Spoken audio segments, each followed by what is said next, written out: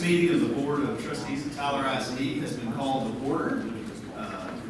There is a presence of a quorum, and the meeting has been duly called, and that notice of the meeting has been posted in the time and manner required. We are going to go into executive session for about 5 minutes, and then we'll be back out. So we'll see y'all after that.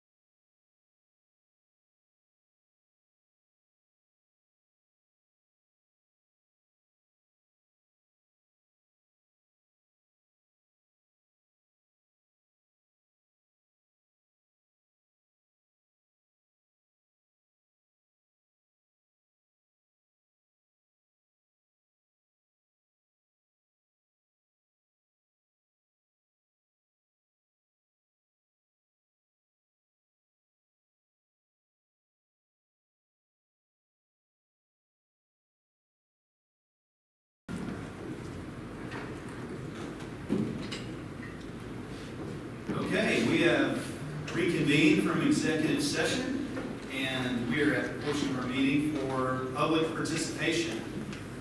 All of our speakers, just like last time, we had about 41, I believe. We'll have a minute and 20 seconds, and we are ready to hear the public.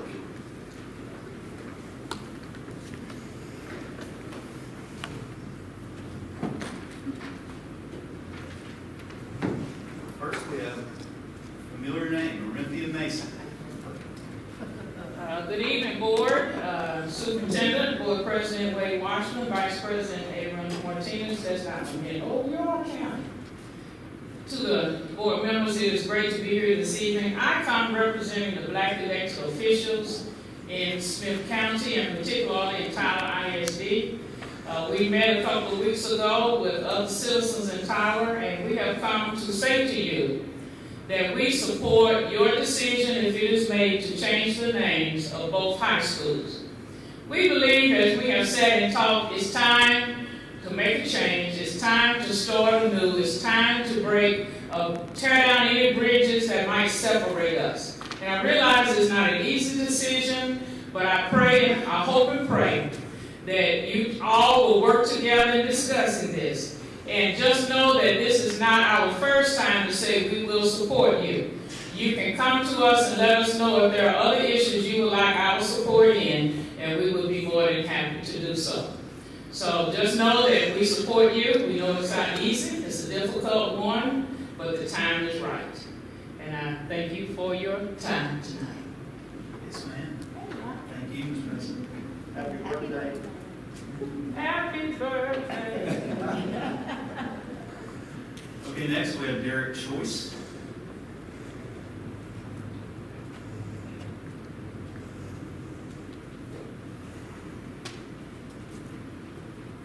Hello, Mr. Choice. Hello, how you guys doing today?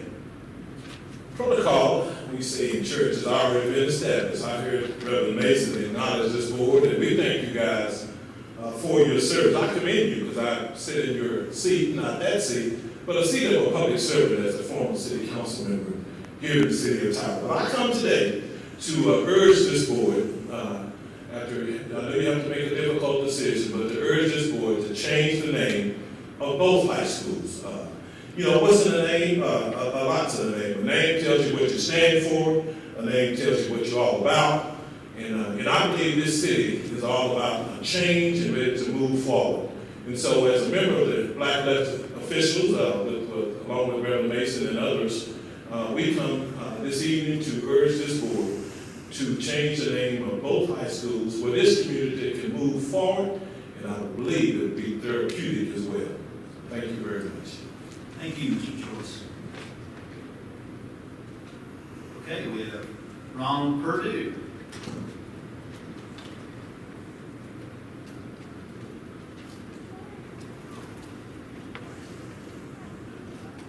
Good afternoon, Mr. Purdue.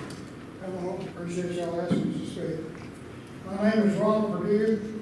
I'm a retired purchasing agent for the state of Texas, representing taxpayers at the ISD. I have 10 members of my family that graduated from Lee who do not want to change the name of Robert Lee Arts on top. I dare the liberal news media around here to show what I'm about to say because this is the truth. Have you ever heard of Arlington Cemetery in Washington, D.C.? This is where soldiers fought and died in many wars, even before the Civil War. Buried there are whites, blacks, Asians, Hispanic, etc. This is a national cemetery in the historical district of Washington. I say this because it is the home place of Robert E. Lee, a hero of our country, acknowledged throughout America. But today we are being told in Tyler, Texas that his name is not good enough for us. I disagree. The Civil War was not fought over slavery, but over many issues, basically for economic reasons and the heavy hand of the North over the Confederacy. Today, TIC is being played by radical groups wanting to remove our history. You know that, and I know that, and taxpayers know that. Don't be cowards and grow a pair, and don't change the name. Thank you, Mr. Purdue. Okay, thank you. Yes, sir.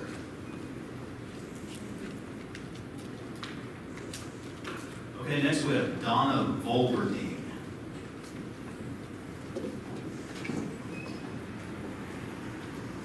Hi, my name is Donna Wolverding. I want to thank you, President Washington, Vice President Martinez, my representative, Mr. Bertfield, Dr. Nation, Reverend Hager, and our new members, Mr. Newsom and Mrs. Atkins. Thank you for serving on our school board. I commend you on your 2019 designation as one of 5 TASA honor school boards. According to the TASA website, quote, the School Board Awards Program recognizes those school boards that have demonstrated outstanding dedication and rendered ethical service to the children of Texas, unquote. Your amazing dedication I have witnessed at several school board meetings, and now I would like to ask you a question.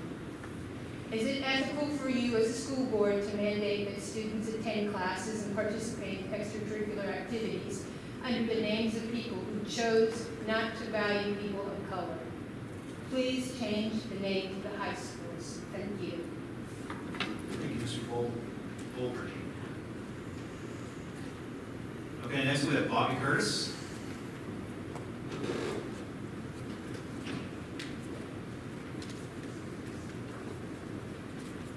Good afternoon, Mr. Curtis. Good evening. I'll try and make it quick. I'm sorry to be here again, here the last time, and I just hate to see our city in turmoil, which it is.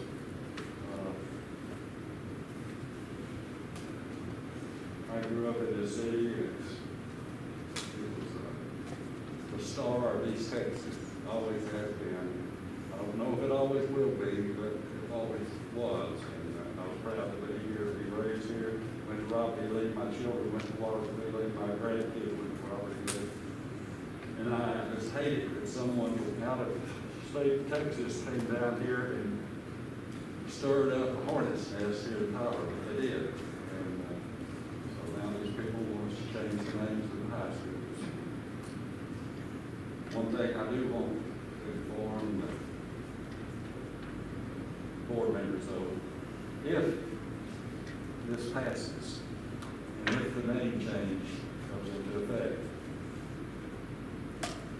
we're going to make sure that no taxpayers' money is used to change the signage, to change the uniforms, and all of that. That's going to be on, I guess, the people that vote to change the name or whoever will donate your money. And that's the last thing I have to say is, I've been giving money. You're out of time, Mr. Curtis. Okay. I apologize. Thank you. It's all right. Okay, Bob Westbrook. Hi, Mr. Westbrook. Hi, good evening.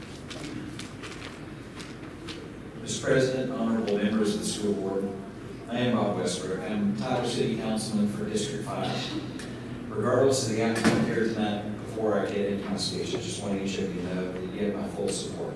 Thank you for your service. Thank you for all that you do and the tough decisions that you're going to make.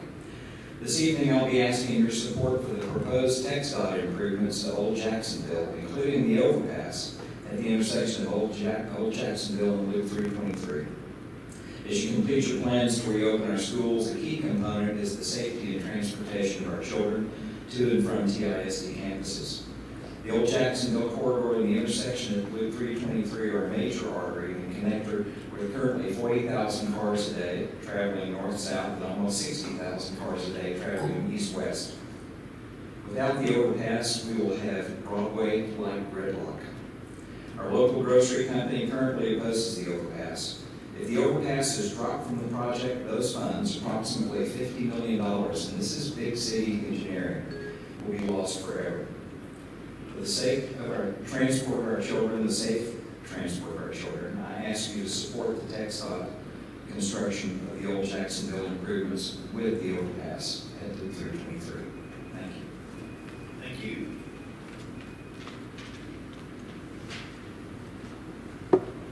Okay, Robert Wilson.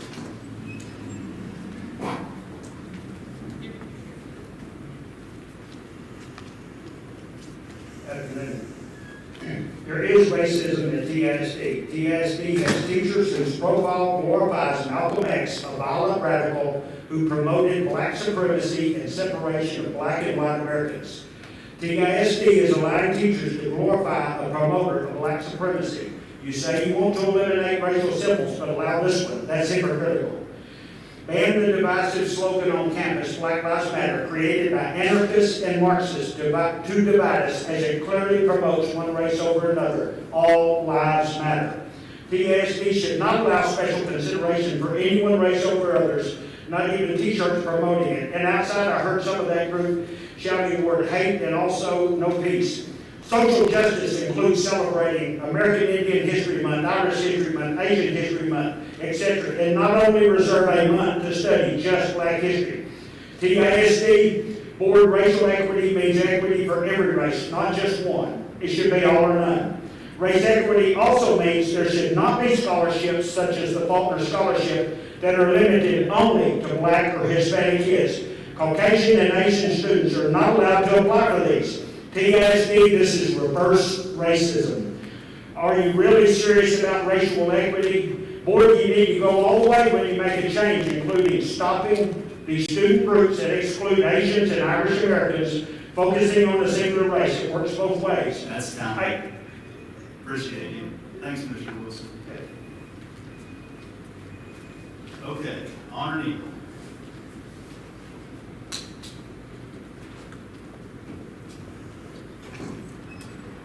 Afternoon, Honor. My name is Honor Neal, class of 2021. 2 years ago, my classmates and friend Josh Silva started a chapter of the club Best Buddies at Robert E. Lee High School. Best Buddies is an international organization whose goal is to create connections between general education and special education students. Their slogan, inclusion lives here, but it doesn't. Inclusion cannot live and thrive in a place which was named for the sole purpose of exclusion. Inclusion cannot live and thrive in a place whose name represents a movement embedded in hate and discrimination. A new name, if you so choose to vote for it, will represent a new movement. A new name will represent your students. Students who used their voices, their minds, and their individual skills to fight for progress, change, and inclusion. I ask you, as I have for the last few years, to listen to your students and change the name. Thank you. Thank you, Honor. Hope Rhodes.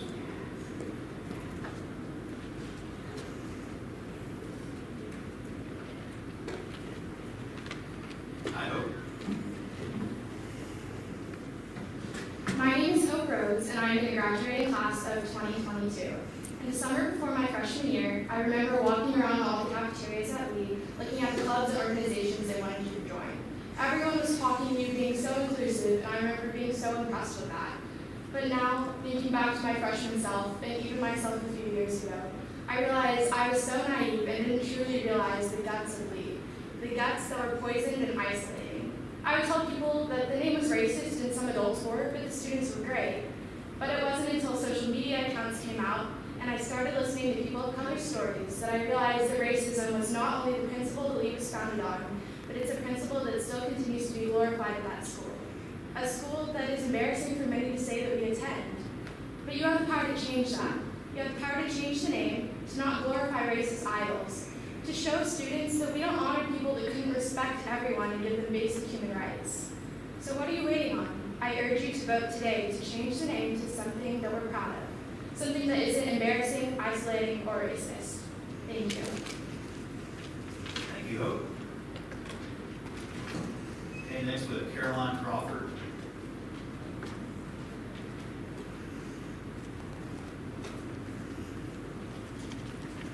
Hi, Caroline. Good evening. My name is Caroline Crawford. I graduated from Lee in 2019 and currently attend Mississippi State University as an honors student. One thing I experienced in college that Lee did not prepare me for is what it means to take pride in my school. When people ask me where I went to high school, I normally just say something along the lines of, it's in Texas and you haven't heard of it. I'm embarrassed to put the name of my high school on resumes and applications. This does not mean that I hated my high school experience. In fact, some of my fondest memories and most important life lessons were learned during the long hours of marching band practice and rainy football games. I want to be as proud to tell people where I went to high school as I am to tell people that I go to Mississippi State, even though our football team went 3-5 at conference games and we lost to Tennessee. A veil of shame should not cloud the beauty of Tyler, Texas. Make the right decision this evening and give our city schools and traditions that we can be proud of. Thank you. Thank you, Caroline. Okay, next we have Mission Honor.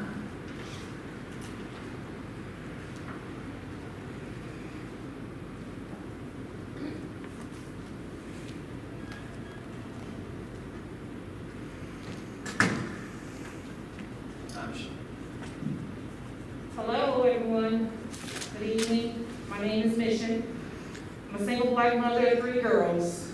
My youngest 9, my eldest 15, attending Lee this fall. It is our public school. We have no choice. I myself had attended Robert E. Lee Elementary School in Southern California, and growing up that I remember in 5th grade, I gained common sense of understanding what an insult it was to the black community. This fired me up to not only ask questions concerning my black roots, but to also understand that racism is not okay and cannot be accepted.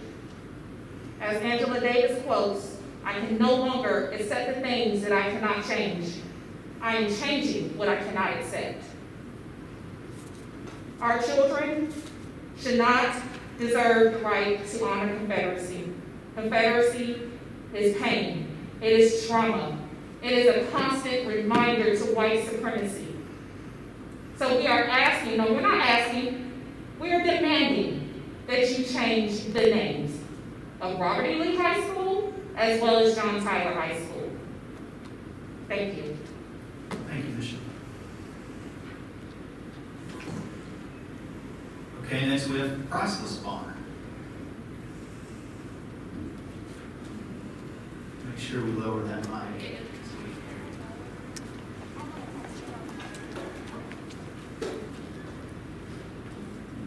There you go. Hi, my name is Priceless Bonner. I came to fight for justice and to change the name of Robert E. Lee High School. Almost everyone in Tyler has had a name of what to change the name of Robert E. Lee High School to.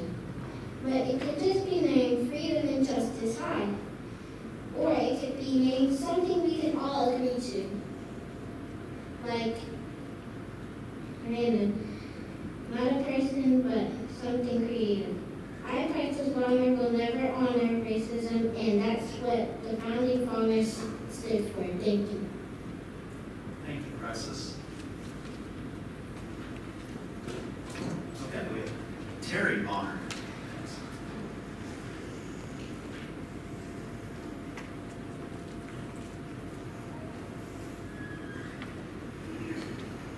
Hi, Terry. Hey, how you doing? Good evening. I'm a father of 5, single father, and I just wanted, and educated in part by TISD. I just wanted to kind of maybe bring to light how it may feel to be educated about, the 5th grade on the Civil War and kind of getting a grasp on who won and lost. Things of that nature, and what the Confederacy stood for, and what the Union stood for, and then to go to a middle school named after a Confederate, possibly. And then from there, go to a high school, 2 high schools named after Confederate soldiers and otherwise. The symbolism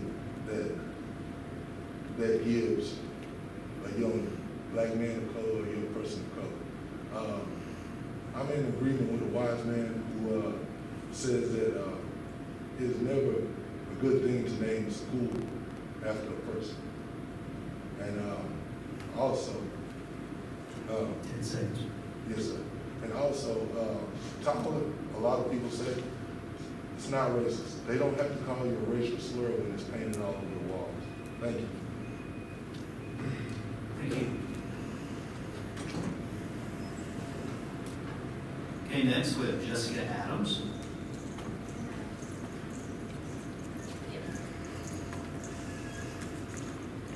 Hi, Jessica. Hi, elected school board members. You have such an amazing opportunity today. Tyler, Texas has a reputation for being on the wrong side of history. And as the people that our community has elected to be on the school board, you have the ability today to finally push this city to the right side of history. To finally correct years of pain in students that feel marginalized in your school. You have that opportunity not to erase history, not to change it, but to make history. And as elected school board members, you've had parents pleading with you over the last month and longer, since 1970, and this problem's not going away, ever, until you vote yes. And I ask that you do so we don't have to vote you out. You've done a very good job thus far. I ask that you put your students first and change these names.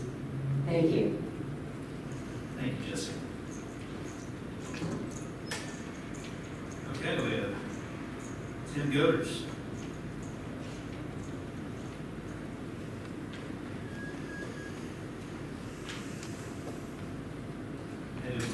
Good evening. In consideration of the school board's difficult mission here tonight, I want to quote from the Bible: "My people perish for a lack of knowledge." Ironically, there are two coordinating things here that Robert E. Lee himself and Black Lives Matter organization have two things in common. Both of them did not want Confederate generals to be memorialized in statues, and probably just as well in the names of their schools. Quoting Robert E. Lee himself, in 1869, Lee declined the invitation to attend and wrote a letter about the proposed event of a reconciliation ceremony at Gettysburg, the site of 51,000 casualties. He said, "I think it wiser, moreover, not to keep open the sores of war, but to follow the examples of nations who endeavor to obliterate the marks of civil strife, commit to oblivion the feelings engendered." Also, ironically, the leadership of the Confederacy and the co-founder of Black Lives Matter, Susan Rosenberg, have both waged war against the United States government. Rosenberg is a convicted domestic terrorist, and according to a contemporaneous FBI report, which stated Rosenberg openly advocated to overthrow the U.S. government through armed struggle and use of violence, bombing the U.S. Capitol, National War College, and the New York Patrolmen's Benevolent Association. Thank you. Thank you. Okay, we have James Bolverty.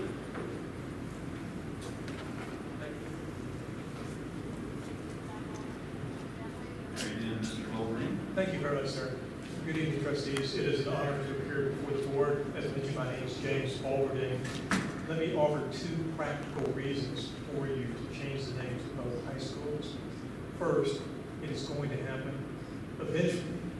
Our country is changing for the better in many respects, whether now or later. This board will eventually change the names. It is better to do it now. Secondly, sir, the city and the county spend large sums of money and effort in building Tyler's brand and marketing Tyler as a bright place for investment, living, education, and success. That our two high schools are still named after Confederate leaders runs counter to those efforts. Unless the board changes the names, they may eventually need national coverage of Tyler as the last holdout for the Confederacy. This is not the message to send to potential investors, executives, developers, or highly skilled individuals in research and medicine who are considering Tyler. Now is the time. Thank you. Thank you all.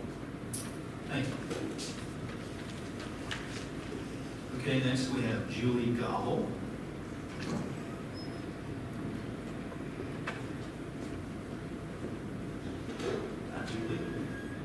Hi everyone. I hope you're each well tonight, and I really appreciate that you called this meeting to hear everyone speak once more and to cast a vote on the changing the names of Robert E. Lee and John Tyler.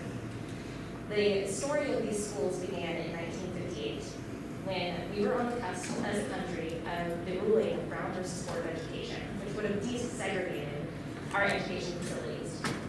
And in that moment in 1958, Rather than welcoming the integration of Black and brown students into the halls of these schools, they named it Robert E. Lee, a Confederate war hero, a slave owner, and someone who had a long and violent history with people of color, who fought to keep them enslaved. That story, I hope, is coming to a happy ending this evening. Each of you have the unique opportunity to change Tyler for the better. Not just today, not just tomorrow, but for every single person of color who will move in this town, who is born in this town, and who have to stay in this town. And not only will you change their life, you will change the trajectory of their education, their mental well-being, and their lives. And I so appreciate you being here, and I hope you make the best decision. Thank you. Thank you, Julie. Okay, we have Deborah Rowden.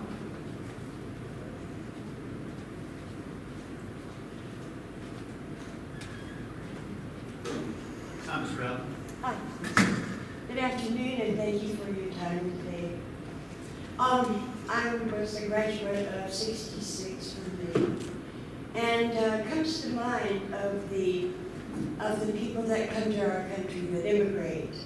When they come here, they're educated in our history and the way our laws are built between local, county, state, federal levels.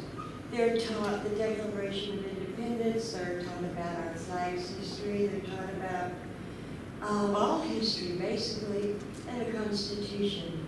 They're also taught how to assimilate into America without changing it. They're welcome to bring their heritage, and we will respect them if they respect us. Right now, there is a cancel culture movement that has infringed on all our history. It's a page out of Soloninsky's socialism book on how to dominate a country that's destroyed their history. Take it out. And the fundamental transformation of America was begun by Obama, basically, and that's what he ran on his first campaign. And they are still trying to fundamentally. You're out of time. Oh, I'm so sorry. That's okay. I have a lot more. Thank you. But thank you for letting me get that far. Yes, ma'am, Ms. Rowden. Exit the other way. Thank you. Okay, next we have Ricky Garner.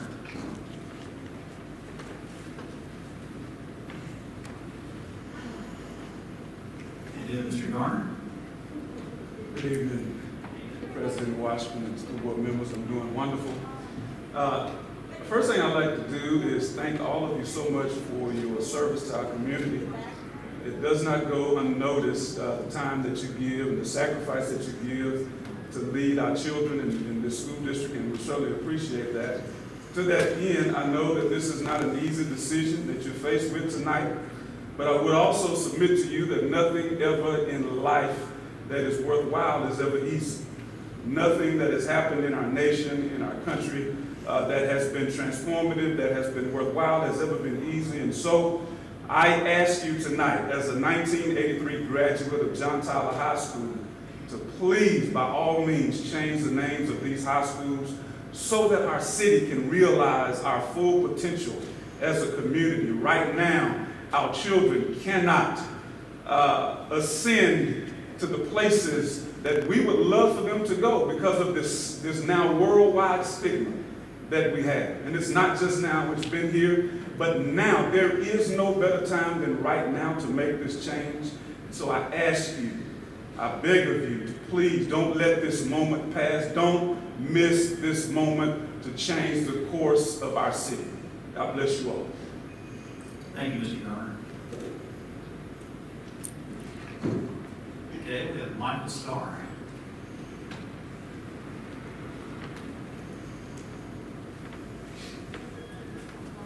And then Mr. Starr. Fine, thank you. President Washington, members of the board. I'm Michael Starr. My wife Sarah and I moved to Tyler 30 years ago, and all three of our children have graduated from Lee High School. The 1957-58 school board named its new all-white high school to send a demoralizing message from the community's majority to its black minority. You're not welcome here. You need to stay in your place. For Tyler and his schools, following our better angels should begin with how we treat our children. No student anywhere should be required to attend a school that was named for the purpose of making anyone feel diminished. No more delay. Please, change the name. Thank you, Mr. Starr. Okay, we have Aaron Moore.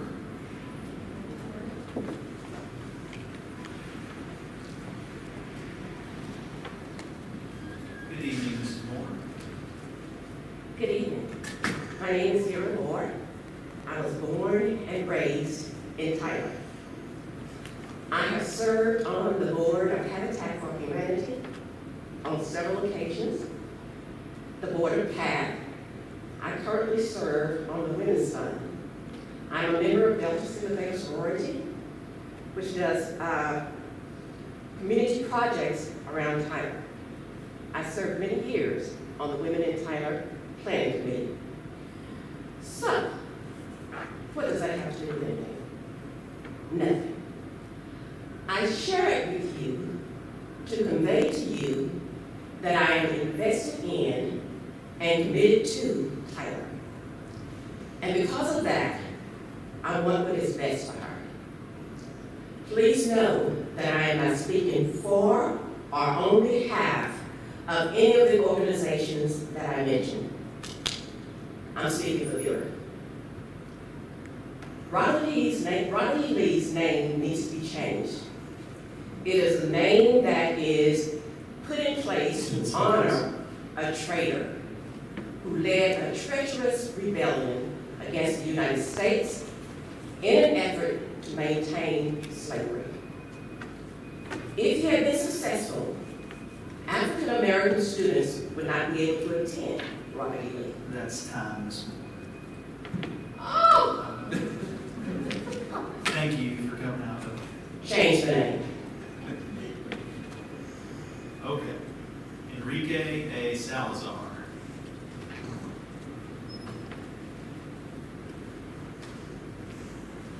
Good evening, Mr. Salazar. Good evening, sir. All board members. We support your decision today, whatever the outcome is. I would like to express my concern with any appropriated funds being considered for this change. Instead, we can use them for adult education programs and have our dual language programs in all elementary schools. We can also provide a raise or a temporary raise for performing teachers that are outstanding and assist them with any supplies needed in class. Thank you very much. Thank you, Mr. Salazar.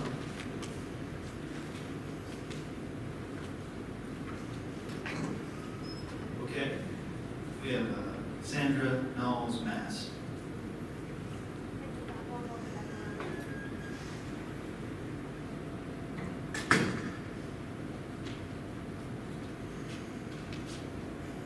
Good evening, Mrs. Mass. Good evening.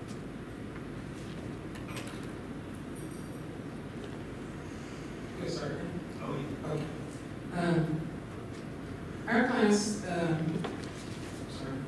I'm for the name change of both schools. It was my understanding that 50,000 people signed a petition for the name change. I went through the 1970 experience of integration of Tyler ISD. I was part of the last 10th grade class of E.J. Scott. I graduated class 1972 JT.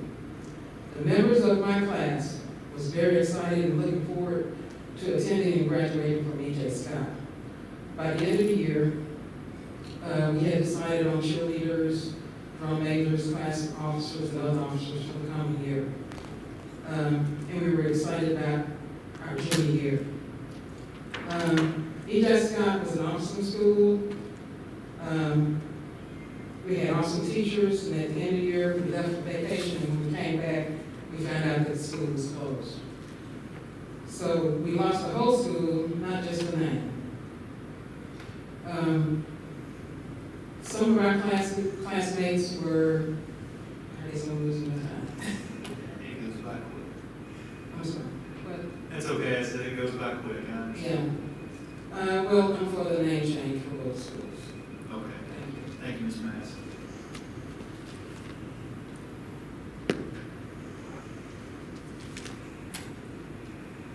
Okay, next we have Angela Smallwood.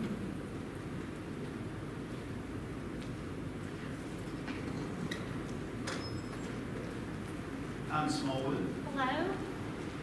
I'm actually speaking on behalf of Barrett Braylove, who is serving our country right now. There's a radical cancel culture revolution going on right now in this country, taking an eraser to this nation. We have already seen the fruits of this movement, and clearly it's not about race. It is clear that the same movement is now at our doorstep. We've watched from the safety of our community thinking not here, but it is here. Although it may be more peaceful, this issue is not about local high schools, Robert E. Lee, or the nation's 10th president, John Tyler, our town's namesake. It's about getting a foothold. This movement seeks to capitalize on the mainstream media's divisive narrative, searching far and wide to resurrect history's past sins and racism for political gain. Regardless of what city officials are saying or what other cities and towns are doing, this is the people's decision. The decision is permanent and should not be made during this emotional charged and highly disrupted times. Nor should it be made in response to intimidation tactics, which you and I have both been on the personal receiving end of. Solutions for the district and upcoming fall semesters should be the priority. Our kids need to be in school, developing academically, socially, and physically. This issue would suck the oxygen out of the room at a terrible time for our community. Everyone in this room knows this is a slippery slope. Don't let this proceed on your watch. Thank you, Ms. Smallwood. Okay, next we have Ashton Horvitz, the third.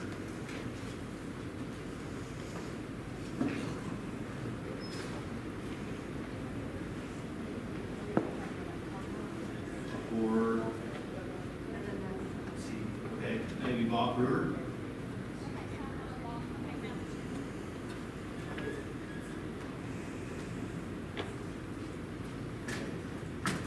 Okay, let's go with Gabriel Jackson.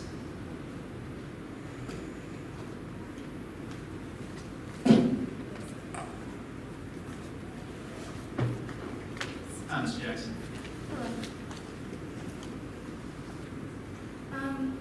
A pandemic is going on and we got into school, but yet we are still back at this issue to change the name. So this issue is so bad that a pandemic couldn't distract us from it.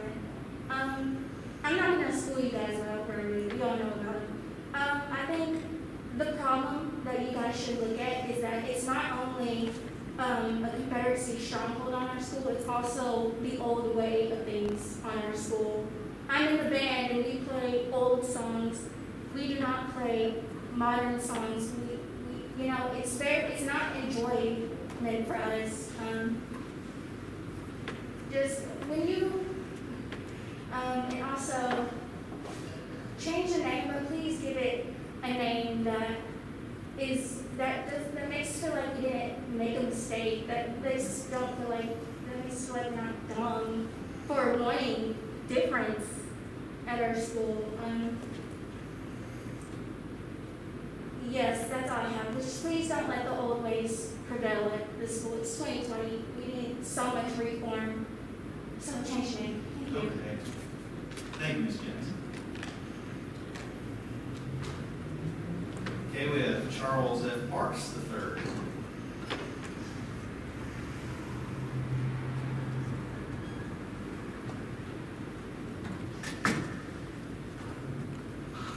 Mr. Parks.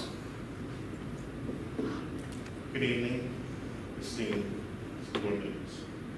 I've spoken to you before, so you know my stance, you know what my shirt says, so I won't belabor the point of what side I'm on.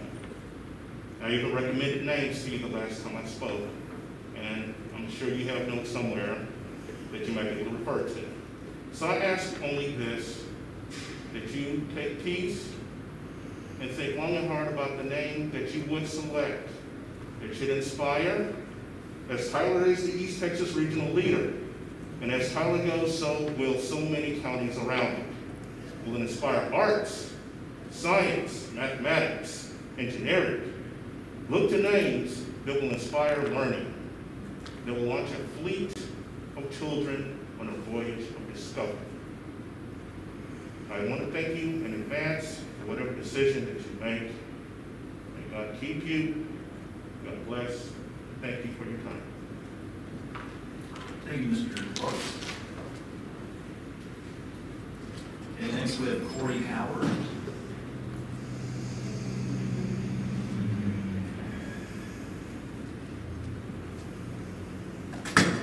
And Corey?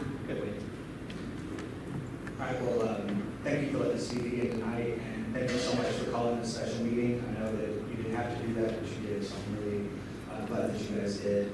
I went to Bell, Moore, then Lee.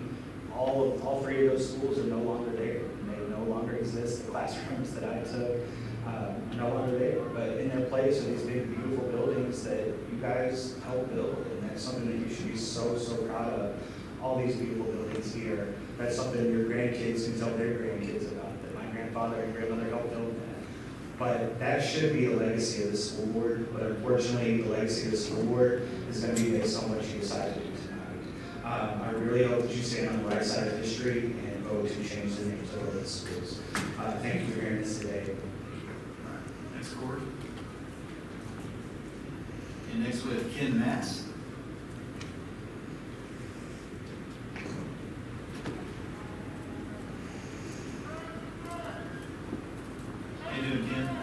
Hey, how you doing?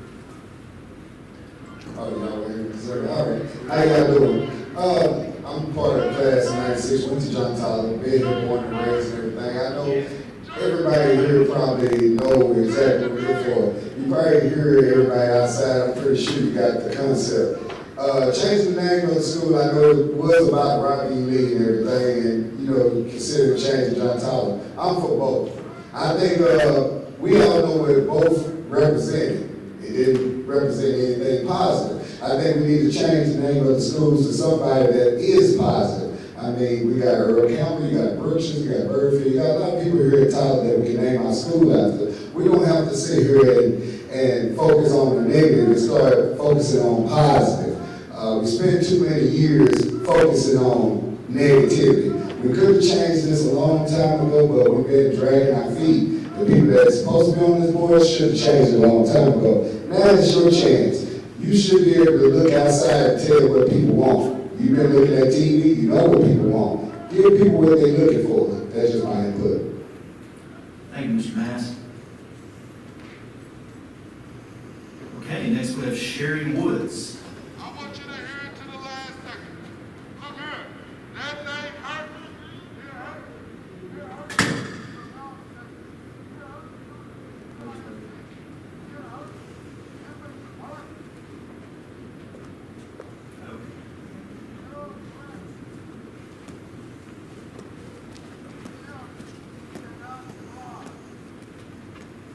Ms. Woods.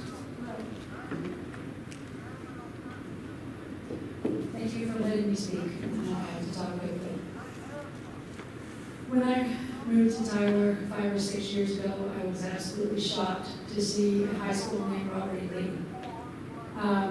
Lee lost the war. Only in the South do we want to seem to exalt people who lost. I have a degree in history. One of my professors said something that kind of made me stop and what? She said, you cannot judge events of the past using today's values. And I didn't quite understand what she meant, but now I do. When I have been reading about the history of Robert E. Lee, the school was founded in 1958. And at that time, it was voted to name the new school Robert E. Lee. What was going on in 1958? The 9 students in Little Rock already dared to go to school. Civil Rights Act of 1957 had just been passed. I think it's odd that we pick somebody fighting against all of those things to be the name of the school. He lost, the war's over, let's move on. Thank you, Ms. Woods.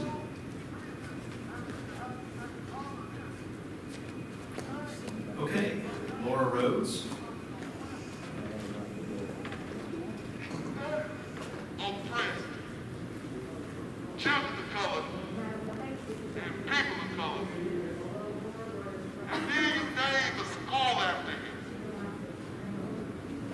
On purpose. It is time to change it. You have On to the podium, Ms. Rhodes. Thank you. How you doing? I'm here tonight to ask for a change for both things in the high school. So I'm here because I want a better education for all of our students. And by changing the names, we're going to demonstrate that this district stands for all the students, not just some. By changing the names, we're going to erase the symbols of hate and fear that many of our students see on a daily basis. Changing the names will break ties with men who do not live in this community and only were honored as a result of desegregation orders. Changing the names will not erase any good memories that former students may have had. Those experiences, wonderful teachers, strong friendships, they don't rely on that name. They can continue to hold pride in their educations. Some people in this community seem to fear this change as if their own impact, their own voice, or their own heritage will be erased. And that's simply not the case. Changing the name will not remove influence from community members. It will not remove heritage from the people in the community. It's only a symptom of a larger issue in our community. What changing the name will do is draw a line in the sand that will demonstrate that this board will not support racist policies in our community. Thank you. Thank you, Ms. Rhodes. Okay, we're circling back to Bob Brewer.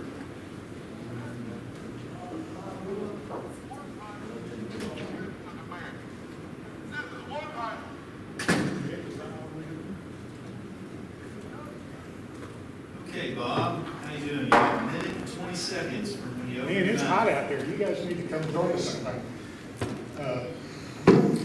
We could have avoided this uncomfortable situation if only you were teaching along. You're required to hold a program for each September between September 12th and 19th this year. If you would like me to provide a half-day program on one of those Saturdays, I can accommodate you with your provision of airtime on TISD TV or one of the multiple auditoriums of your choosing. The law I'm talking about is Constitution Week. And if we were abiding by page 1, second sentence of the entirety of U.S. law, we wouldn't be having this right now. Our first law is summarized and summarizes the intent of America, the equality of creation and God-given inalienable rights. That those we elect, they do the purpose of those words, every parent would have a choice to send their student to a school of their choosing. And as taxpayers, we would not have to pay for education that over the years has removed the 10,000 books that were commissioned for schools by 17 signers of the Constitution. Those books were Bibles. If we wanted to go to a school that wasn't named JT or Ivy League, we would have a choice to pick where to go. And you would not be forced with the choice that you are having tonight. Thank you, Mr. Brewer.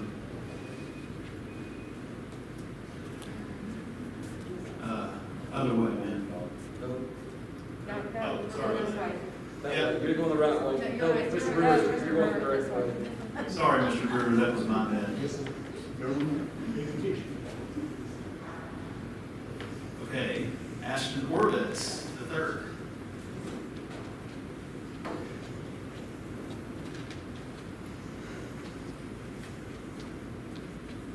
you doing, Mr. Horvitz? Good day, how are you? Thank you for the opportunity to speak to you. I'm not going to take much of your time. It's the last time we went through this. I gave you a lot of facts and figures and why we shouldn't be doing this. I'm still against why we shouldn't be doing it. The only thing I can commend you on is this time you're not being quite as hypocritical because you're going to change both names if you do. But my question is, where do we go from here? The obvious ones are Hubbard, Birdwell, Hogg, Dixie. And there's a lot of other schools that are named after Confederate officers and segregationists. If you want to change the names of school, practically every school that was named before 1960 here was at least a segregationist. And so where are you going to go with this? What is the end game? I also think that if you do change the names, and I'm against it, I think the best thing is to do nothing. I hope you do not use our tax money. I don't think the high schools would have passed the bond issue if we'd known that you were going to change the name. And I think what will happen if you do change the name is it's going to be a long time until the bond issue gets passed in this city. I represent a lot of people that don't want to come here. So thank you for your time, and good night. Sir, thank you, Mr. Horowitz.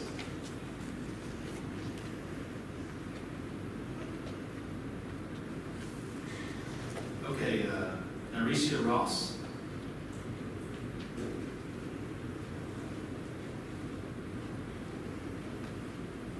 Apologies if I mispronounced your first name.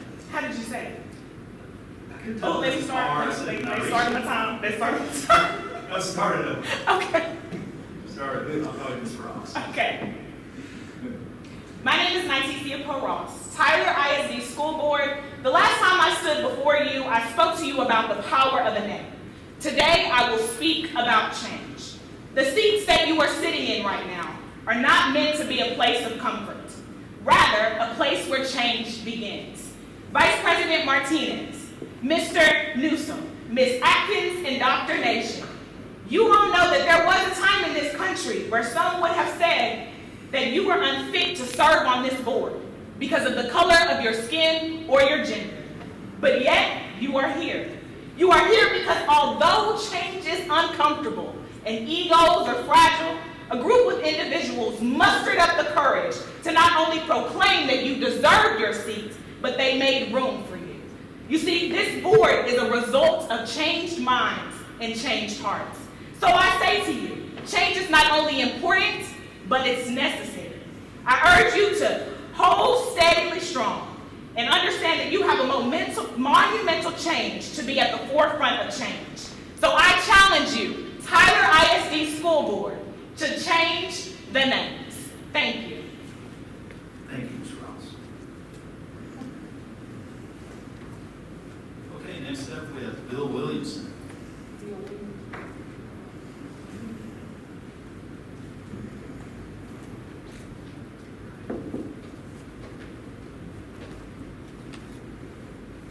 How you doing, Mr. Williamson?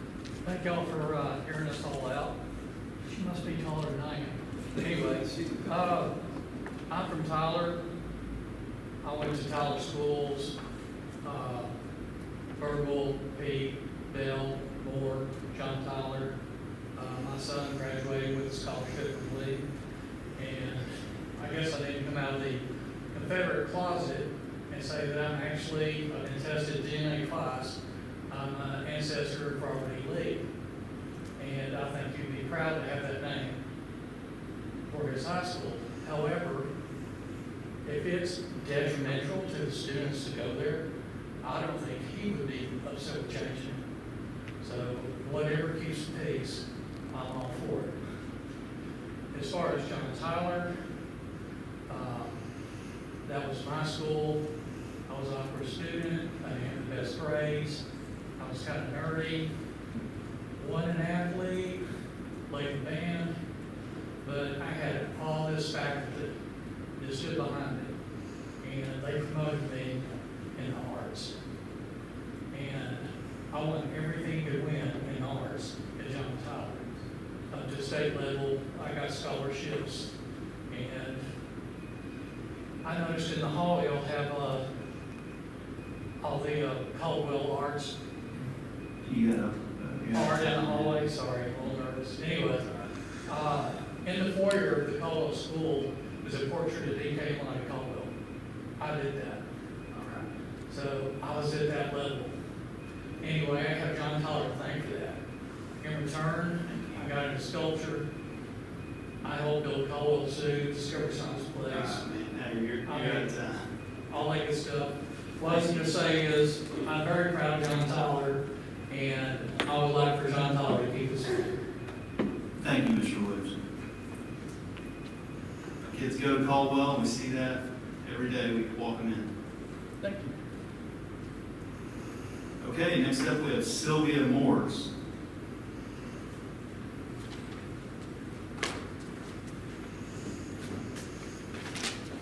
Hi, Ms. Morris. Hi, Mayor. First of all, I want to thank the Tyler ISD Board for allowing me this moment to speak. My name is Sylvia Morris. I am an artist and activist for Black Lives Matters. I'm here to ask the board to open their hearts and minds by doing the right thing. We live in the United States, not the Confederate States. The time is now. Please change the name. Thank you, Ms. Morris.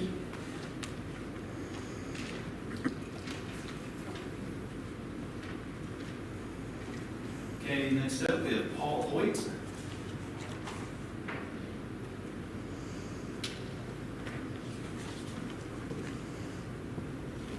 Hi, Paul. Good afternoon, sir. Ladies and gentlemen, thank you for allowing me to speak on this issue, in spite of the fervor and the ire that it seems to have raised. There's a lovely story of Robert E. Lee in the post-Belgium South.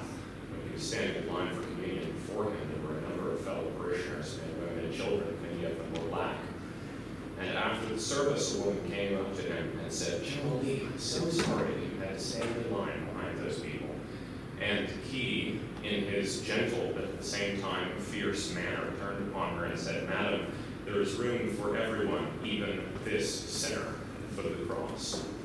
It was General Lee who, following the war, was president of Washington University, and during that time insisted that black students across the nation be further educated. He insisted that any whites who harassed or persecuted blacks be prosecuted under the law and were immediately expelled from his university. And so I appeal to you in the name of Robert E. Lee, who was a remarkable educator, who advanced the cause of peace and unity in this country to such an extent that President Grant invited him to the White House and hailed him as a national hero in the cause of unity.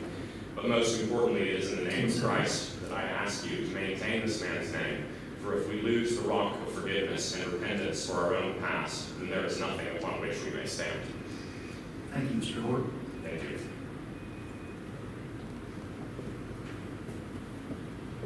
Okay, next up we have Wiley Smith.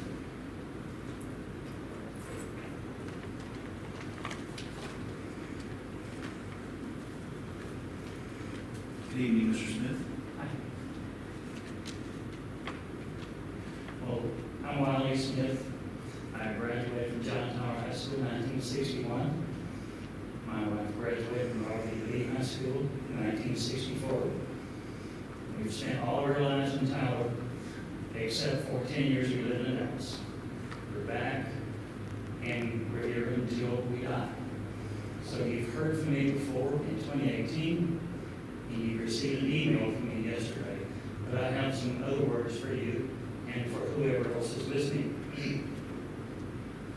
I'm against any and all name changes, except in business buyouts and in marriages and such as that. The tail should never wag the dog. The dog always wags the tail. He's always in charge. The mobs should not rule our cities, our police, our mayors, or our school boards. You know what it's time for? It's time to stop school board activism here and all over our state in their rush to change names. Please, just cancel the politics.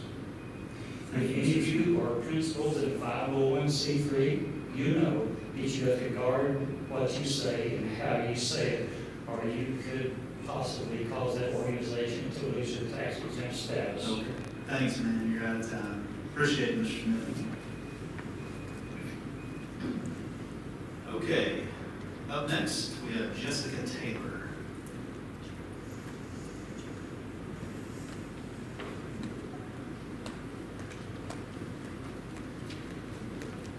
How you doing, Ms. Taylor? Hello, yes, I'm Jessica Taylor. I'm a Rice Hubbard graduate class of 2003, and I also wanted to come out and just to say, and I have kids in the district. I'm a taxpayer too, and I believe that the school, it's time for the schools to change their name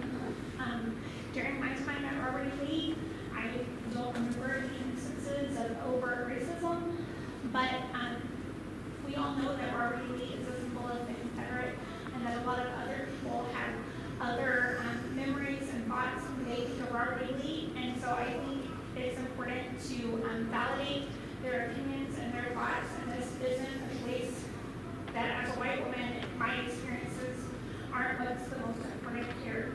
I believe that the name is going to change, just with the changes we've seen across the country. I think it's just a matter of when. And I believe as a school board that you can make this decision now so that we don't keep coming back to it time and time again. Everyone is very passionate, and I believe we'll be back. Philippians 2:3 says, "Do nothing from selfish ambition or conceit, but in humility count others more significant than themselves." And just ask that you of all students at the ISD make this decision. Thank you. Thank you, Jessica. Okay, we have Matt Hendon up next.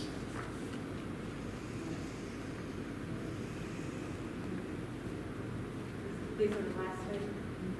We have two left and not a Matt. Okay, do we have a Ms. Sindel?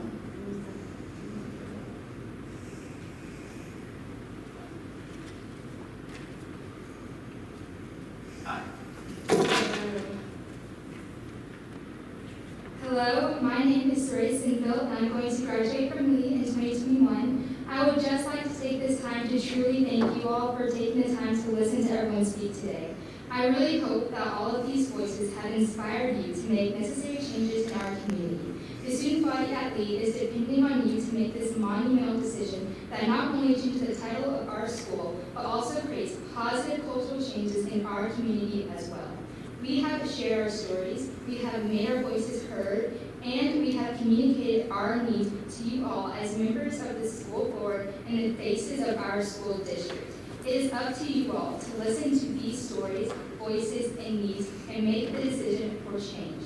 You all are the last step towards justice, and we want that justice today. Thank you so much for everything you have done for our school. Thank you so much. Thank you, Saray. Okay, and our last speaker for the evening is Jordan Williams.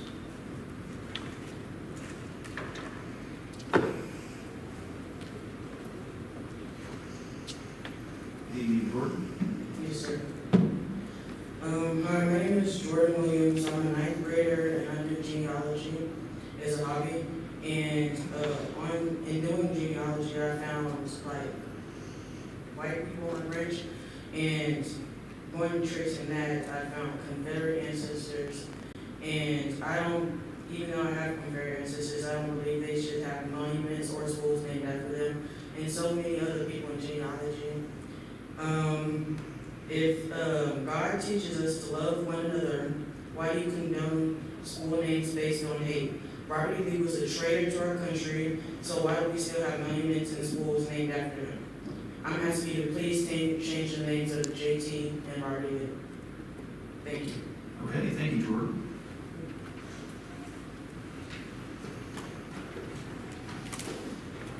Okay, so we have gotten through the public comment portion of our meeting, and I'm going to propose just a 5-minute kind of stretch your legs, bathroom if you need a break, and then we'll reconvene in 5. So hearing no objections, we're going to do that. Thank you.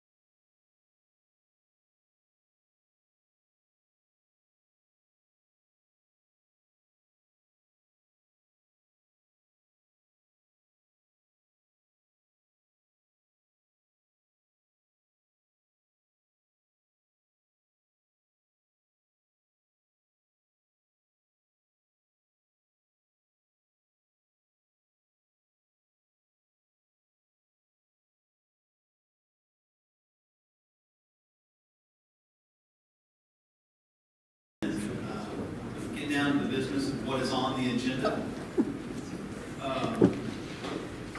Our action item tonight is to discussion and possible action to adjust the names of Rocky Lee High School and John Tyler High School, including associated costs, and if the board decides to adjust, discussion and possible action to begin a process to identify and choose new names. So there's a few parts of this, and one that I think we want to address coming out of the gates, Dr. Crawford, is the cost piece of this. I know a couple of board members have expressed interest in you kind of walking us through what you think might be those costs. So I'll let you take it from here. Thank you, Mr. President. Washington. Let me put a couple of disclaimers on this before. We went through this process 2 years ago and came up with a number, submitted that, and there was a little bit of concern about that, whether or not those numbers were accurate or not. And I do want to go on and say that as we go to tonight, just as I said last time, it's estimation. And I want to be very clear about that to the public and the school board that we don't have any quotes from a vendor about what a school name jersey may cost. We can ballpark it for sure. And we've done our best to estimate that. Also, we've had 2 years since we had this last conversation. We've been sensitive to what we ordered. We've been sensitive to, you'll see this tonight, we've been sensitive to what the construction has occurred since that time that we last presented this. And so, as I provide that disclaimer, I just want to make sure that we're all clear that as we go through this, if the board decides to move through with its with the change of the high school names, that just as we always do, we will do this in a very fiscally conservative manner. We hope that we'll do it in an economical way, and we also hope that folks understand that there needs to be a grace period in here as well. That this thing will not transpire overnight, because there is a lot of things to do here. My friends in Northeast ISD that went through this a few years ago, spoke with them prior to tonight, and my friends there said that it took them a year to transition through this. They were also able to document that. Another disclaimer that I'll provide tonight is as we go through this, I've got both high school principals here tonight, there will be things that come up and surprise us that we didn't even know about. And certainly tonight is not an end-all to everything that we've been able to go find that might be eligible for that transition. And so I want to make sure that that disclaimer is said before we get into this conversation and before we have Tim Loper, our Director of Facilities, Director of Athletics, Greg Priest, and Director of Visual Performing Arts, Sandy Newton, present to the board tonight, because that's where most of this lies, are in facilities and apparel, cloth, some equipment, if I'm not mistaken, as we go through this. So I want to make sure that in defense of our staff, that we understand that this project was put on us about a month's advance notice, maybe, or less, and it's not perfect, just like the last one wasn't perfect. And so I hope we can give our folks that are going to speak to us tonight, present to us tonight, some grace as we question them, as opposed to maybe questioning them in regard to the accuracy of what they put together. And I know there was some of that, as was some of the other issues that happened the last time we talked about this in regard to folks trying to use numbers, in support of either way on this. So just want to make sure we get ahead of that before we actually get into this conversation, because again, there will be things that do pop up on us and surprise us.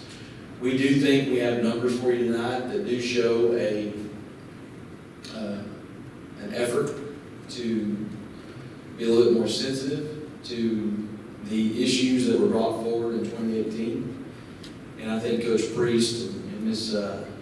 Newton and Mr. Loper will be able to explain that a whole lot better than I am this time.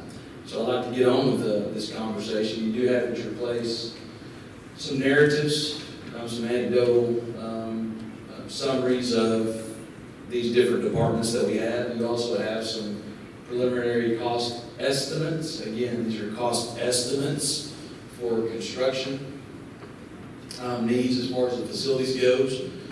And then we also have in front of you some opportunities to look at maybe what athletic apparel would cost as well. We think those three things are possibly in the way of what y'all are considering tonight the most influential as far as monetary matters goes. Again, things that we don't know about, we can't bring to you tonight. We've done the best we possibly could. We've got the high school principals here tonight to listen to what y'all have to say, the questions that you're asking, and the understanding that as we go through this, we may wind up stumbling upon something that's not included in tonight that might be a cost. So let's go ahead and get started tonight with that, if you don't mind. What's your preference on who goes first? I don't care one bit, Marty. Okay. Whatever you say. Ms. Stewart, you're up first. You may say thank you, let me get out of the way. So if you'll get to the table, yeah, absolutely. Thank you. And I'll go ahead and start off your portion of the conversation with an example. This year, this is the cycle year for John Tyler's band uniforms. And I think let's go ahead and take us to the start of that process, Sandy, in regard to what we ordered this year, what the cost was. It was already in the budget because they were up for the uniforms this year. In fact, I think they were up last year, but we held off a year just for budgetary reasons and timing. I think we couldn't get the uniforms in time for marching season last year, so we delayed it one more year. Kind of in conjunction with the new campus. Correct. Yeah, kind of a cool thing to do as far as moving in.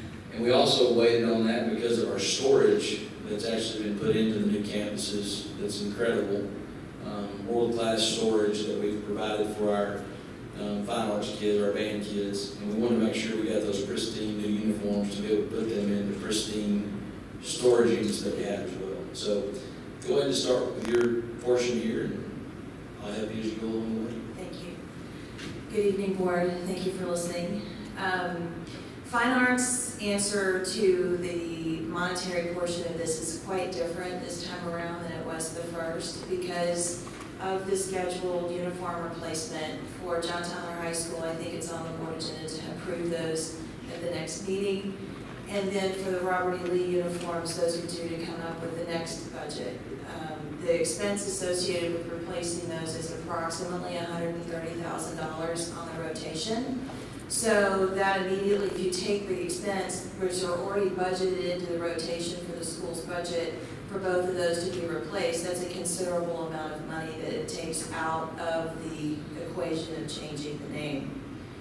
Other things that come along are rewrapping the trailers for both bands if they go to various events. Well, they're up for those to be rewrapped anyway, giving the new campuses and the new mascots. So that's kind of taking place as anyway. Parade banners, that's another thing that they're already scheduled to be replaced. When I went back and spent a little bit more due diligence with the cases for the musical instruments, they're marked in a variety of ways. They're stenciled, they're written on with paint pens, some are large, some are small. That's a variable that I'll have to work with on how to remove those or cover those. I don't think that's going to be an exorbitant expense. I think that's going to be something that can be handled relatively reasonable. As new instruments have been purchased, they are not labeled. They are given a fixed assets tag so that that's not an issue for the newest instruments that have been purchased. I'm trying to think what else. Music library, I think an easy fix for all of the library that has been labeled either Robert E. Lee or John Tyler, we can put a sticker over those. Not to mention some of the programs have gone digital. So many of those pieces of music have been digitally cataloged. And then there are music stands and chairs that all had been labeled for both of the high schools, but with the new builds of the high schools, those have not been labeled. So a lot of the costs have been mitigated over the last couple of years so that it's minimal for fine arts. And again, I think if you reflect back to 2018, the questions that we had were, is this an immediate thing if that were to happen then versus a phase-in? We'll give it some time as we go along. So I think that, we've done a pretty good job of that. On the band furniture, orchestra furniture, are those going to get barcodes as well? Sure I would assume so. Yeah, okay. That is a very good point, Dr. Crawford. When we initiated this the first time, the school year was already underway. Many things had already been purchased, and we're in a position right now where the school year hasn't started, and so many things have not been ordered for the upcoming year. So we can get in front of that instead of trying to make up for things that had already been purchased. And one more thing is, I think that we said this last time, or this, I spoke individually to some of you on, if you were to embark upon this, it's going to depend upon your standard. And I think I even made the statement that we're going to put our kids in good stuff because they deserve it. But as far as cases go, if it's in good shape, there's no reason to throw that out. If we need to do some type of treatment on something on top of it, or a paint pen or something, use some chemicals to take it off, we can. It's really what the tolerance is of what y'all expect of us, and what type of standards of quality that you expect for our students as well. And so I think that's one thing that you got to understand is that's not, we're not going to throw just a case out. Those are expensive.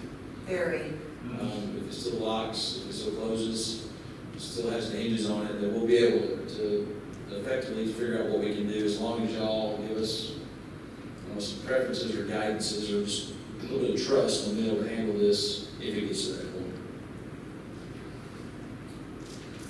Okay. Any questions for Board, BPA? any questions for BPA?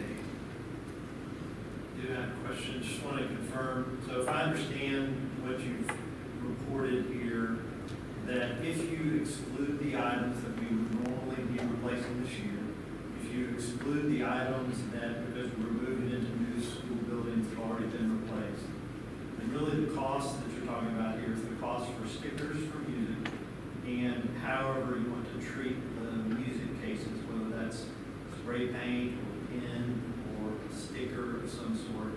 That's really the extent of the cost. When you boil all that down, that's really what we're talking about here for the PPA with the caveats that Dr. Crawford mentioned of this is a high-level analysis, and as we get into this, we're likely to find other things, but as you presented here, we're talking about the cost of spray paint or some other way to change music cases, plus stickers on music, right? Yes. Okay. That's my only question. With the caveat that we, as you mentioned, that as we dig deeper into this, I don't anticipate anything expensive or overwhelming, but obviously with that caveat. Yeah, if we were to get the Reverend Hager to the point where we needed to conduct this exercise, one thing I did learn from talking to our friends in other school systems that have gone through this is certainly we'll make sure we do a good accounting of whatever we do. And that way it can provide a cost analysis about what it did cost. I know the last number that was put there, and I think I pretty much said the same thing, that whatever we get to, we'll do stuff that's extremely economical, but we won't try to sacrifice the quality of what we're providing for our students. So I think, some of the things in here are the banners that we talked about in theater as well, and those were pretty much all over the place. I don't think we're recommending to replace those. Is that correct, Sandy? That's correct. I think with the new build, we decided not to necessarily hang those up, but preserve those in another manner. Yeah. Certainly digitalizing some of that stuff for historical references is something I think we're very interested in.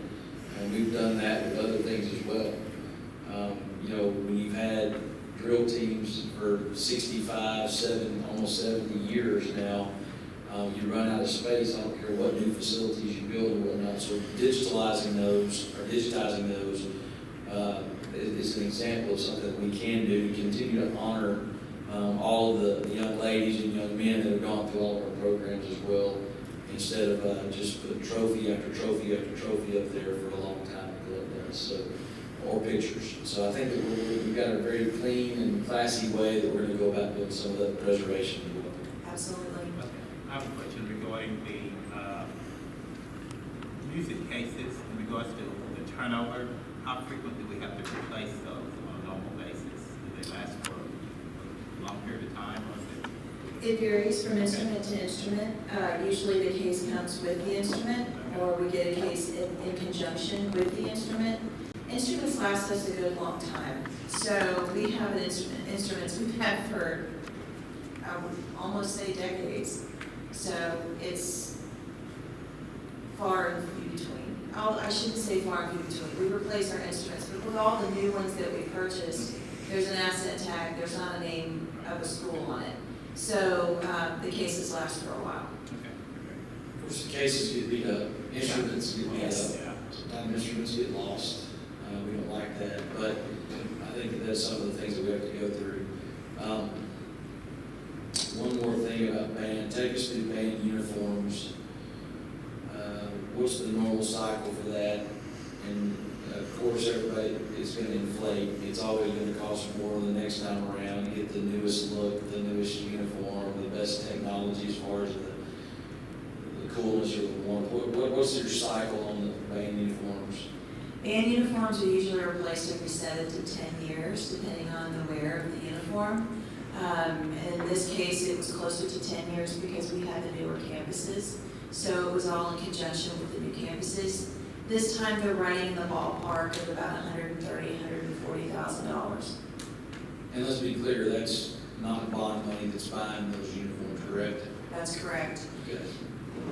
I think at Lee, they've got some stencil on there, some stitching. Is that right, Dr. C? Correct.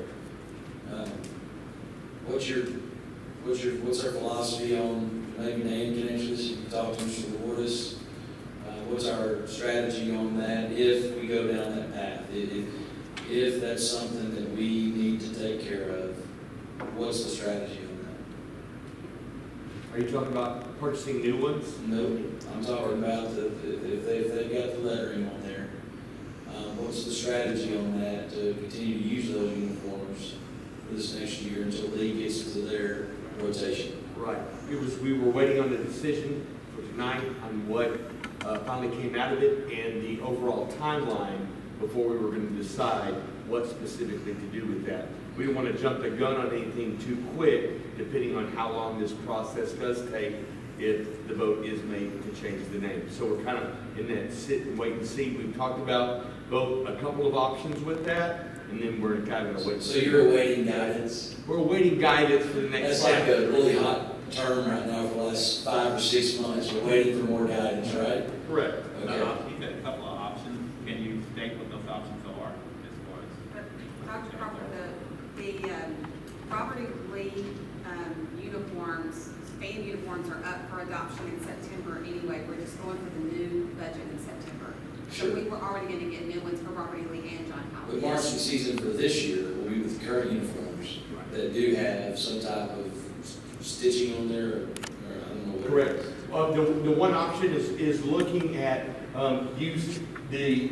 buying something else that the kids could use, because we're waiting to hear from UIL as well on what our marching season will look like. Because we may be able to use an alternative to a full uniform, order something else the kids can use for this year, because we're still waiting on guidance on what that marching season will look like. Yes. We can't use the uniforms probably anyway because they reuse them. So we're probably going to have to do something different this year anyway. Like khaki pants or something, regardless of what we do with the name, just because of COVID. And that's guidance right now regarding to marching band. It has to do with sharing of supplies and all those kinds of things. So from what I understand, the uniforms are dispersed. They're used for a marching performance. They're then returned, and then they would all be housed together. And given current guidelines, we really can't do that. They have to have something a student brings with them and takes home. Okay, let's pretend that tomorrow we don't have to mess with this stuff anymore. Okay? What's the strategy there? Let's say we're full marching band in the fall. Those guidelines are recommendations. That's what we're talking about, is recommendations, not shalls. It's mays. And we're full marching season, we're in uniform. What's the strategy there? If the guidance is that we're not gonna have a stitching, the 3 little letters on there, what are we gonna do? Probably a patch. Okay. Yes. I was trying to get you. Yes, probably looking at putting a patch over it. Yeah, a patch. Any So that estimate, would- any estimate on that? $5 plus labor? Depends on how many you order and get a bulk order in there. When we looked 2 years ago, there was somewhere between $5 and $10 a Yes. patch. Okay. Okay, just a summary of potential costs for DVA. What's the one number that you can generally assume? It was hard to attach a number to it. If, I can come back to you with a good number, because the variable of doing those cases for the music, for the musical instruments, and then stickers, both of those items I don't think are crazy expensive, but I hate to just give a number. I would guess around $10,000. I would, or less. Yeah, It probably would be less than that, but Okay. that's just to be safe. That's fair enough. Unless we found some kind of item that we didn't anticipate as we dug deeper. I understand. Anybody have any questions about visual and performing arts and the costs associated therewith? Okay. We appreciate you, Ms. Newton. Thank you. I guess next we'll have Coach Priest come up, and we'll go over our athletic costs.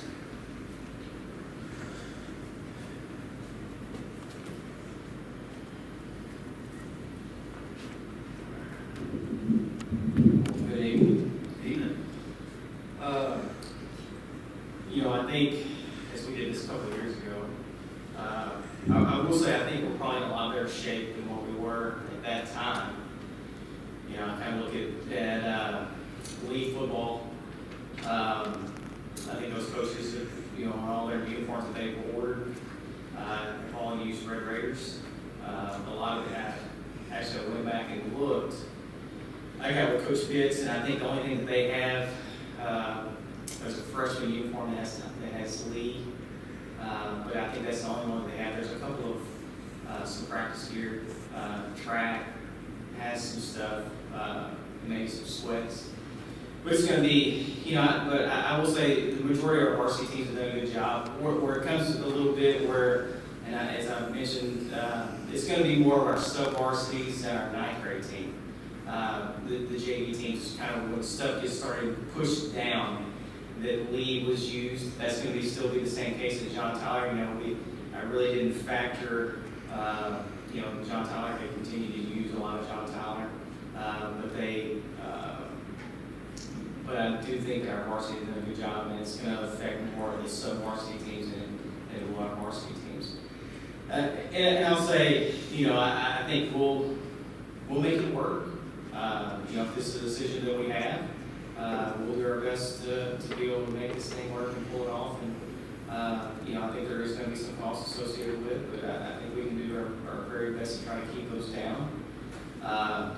Traditionally, all of our uniforms, your home uniform usually has the mascot name on it. Your away uniform, usually has the school name. So we'll just have to make do with that, and we'll contact our opponents. We may have to go with our, the home uniform, home and away, for a little bit just to be able to make this work. So really that's it. I really do. I tried to put some cost in it. I went through kind of each one. I will say that, for football, your volleyball teams, all the sports that are up right now, we'll have to find ways to do it, get stock uniforms, get, stuff off the shelf to be able to do it, because you pass the deadline. we're probably past the deal on basketball too, as far as ordering, but our spring sports, you know, we have some time. So, you know, we'll make it work. We'll do our very best to try to pull this off. And, you know, there are gonna be some things that sneak up on us that we did not think about.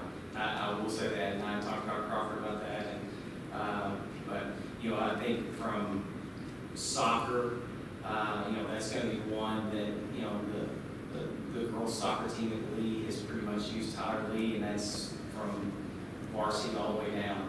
And so that's one that we're gonna have to make some changes.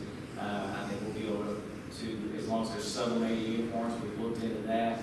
We'll be able to put some vinyl over the top of those. You know, I think we can do that, but also we'll make sure they look good. You know, I think we put a team out there, we'll make sure our teams, you know, look their very best. And so as long as that's acceptable, I think, you know, we can do that. Swim jackets, Reverend Mayor, I know you're familiar with those, and, you know, those have Tyler Lee on them, and, you know, we can put patches on those. I think it costs us about $14 to get a patch, and that doesn't include, you know, putting the patch on, so there will be some costs there. Soccer has their, you know, their cold weather gear, that has their jackets, and they all say Tyler Lee, and we have to do that, you know, put a patch on that. Same things that John Tyler. We have several things that I think we can do to keep those costs down. That's where we're going. One is kind of hybrid between athletics and VPA. They're more booster funded or self-funded. Say they're ready, you're not done yet. Dan, or Dr. C, did any word on your cheer or Southern Bells, uniforms, things like that? Yes, we were able to head off the new cheer uniforms for this year. In the past, they've had REL and Lee on them. We had the Red Raider mascot or Red Raiders or Red Raider cheer on all the things ordered for this year, so we're good to go. We do have the small TL on a couple of items, but that's it. But there is no REL or Lee on any of those. And the Southern Bells, everything also ordered for this year, do not have the REL or Lee. They have the Southern Bells on that as well. Booster speaking, Greg and I, Coach Priest, excuse me, Coach Priest and I have had conversations. I think if you've got a well-funded booster club, let's say baseball, over time, you know, you may wind up accruing some jerseys that are purchased through booster club funds, not district budgeted. So that might be something that's not like included in the actual rotation. Now it does extend your other jerseys because you're not wearing them all the time because you're not going to get as much more. But let's just say there's a new style out there and the booster club says, hey, we want our kids in the new style that matches the new Rangers uniform or something. I don't know, too many coaches are going to say, no, I don't want that. So they're going to accrue that. So my guidance to Greg or Coach Priest has been, you know, again, it goes back to what we talked about in 2018. Is it an item for item thing? Is that the guidance that you give to us, or I think I know the answer to that is do your best to be fiscally conservative and economical as you go through this. But we don't have to do a match, a jersey for jersey match on all these different products. You don't need a graphite and a white and a red and a black and your pink jersey when it's cancer awareness, all those types of things that get accrued over time. Highlighter color, that's right. Those things can be done in a very economical way where we don't have to go replace them right there. And then you also do have the boosters. They can go raise some dollars privately to help supplement some of the things that we have. Okay, thanks, Coach Priest. Does anybody have any questions? I was just trying to understand the handout that we have Yes, sir. in regards to the headings. It has replacing, it has replacing and patching, and some of the figures are the same, so I'm confused. Well, yes, sir. Because several of them, there's only a few things that we could patch or cover. So a lot of them are going to stay the same. I mean, I look at like, you know, you take, I don't see anymore.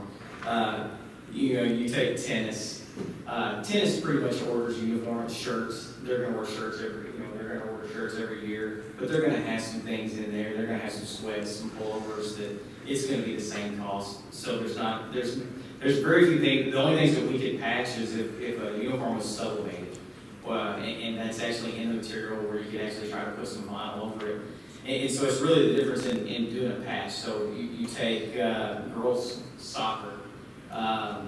They're gonna have to get uniforms. Well, we could do vinyl over some of those because a lot of those are sublimated. So we could do that, and that's patching the jacket.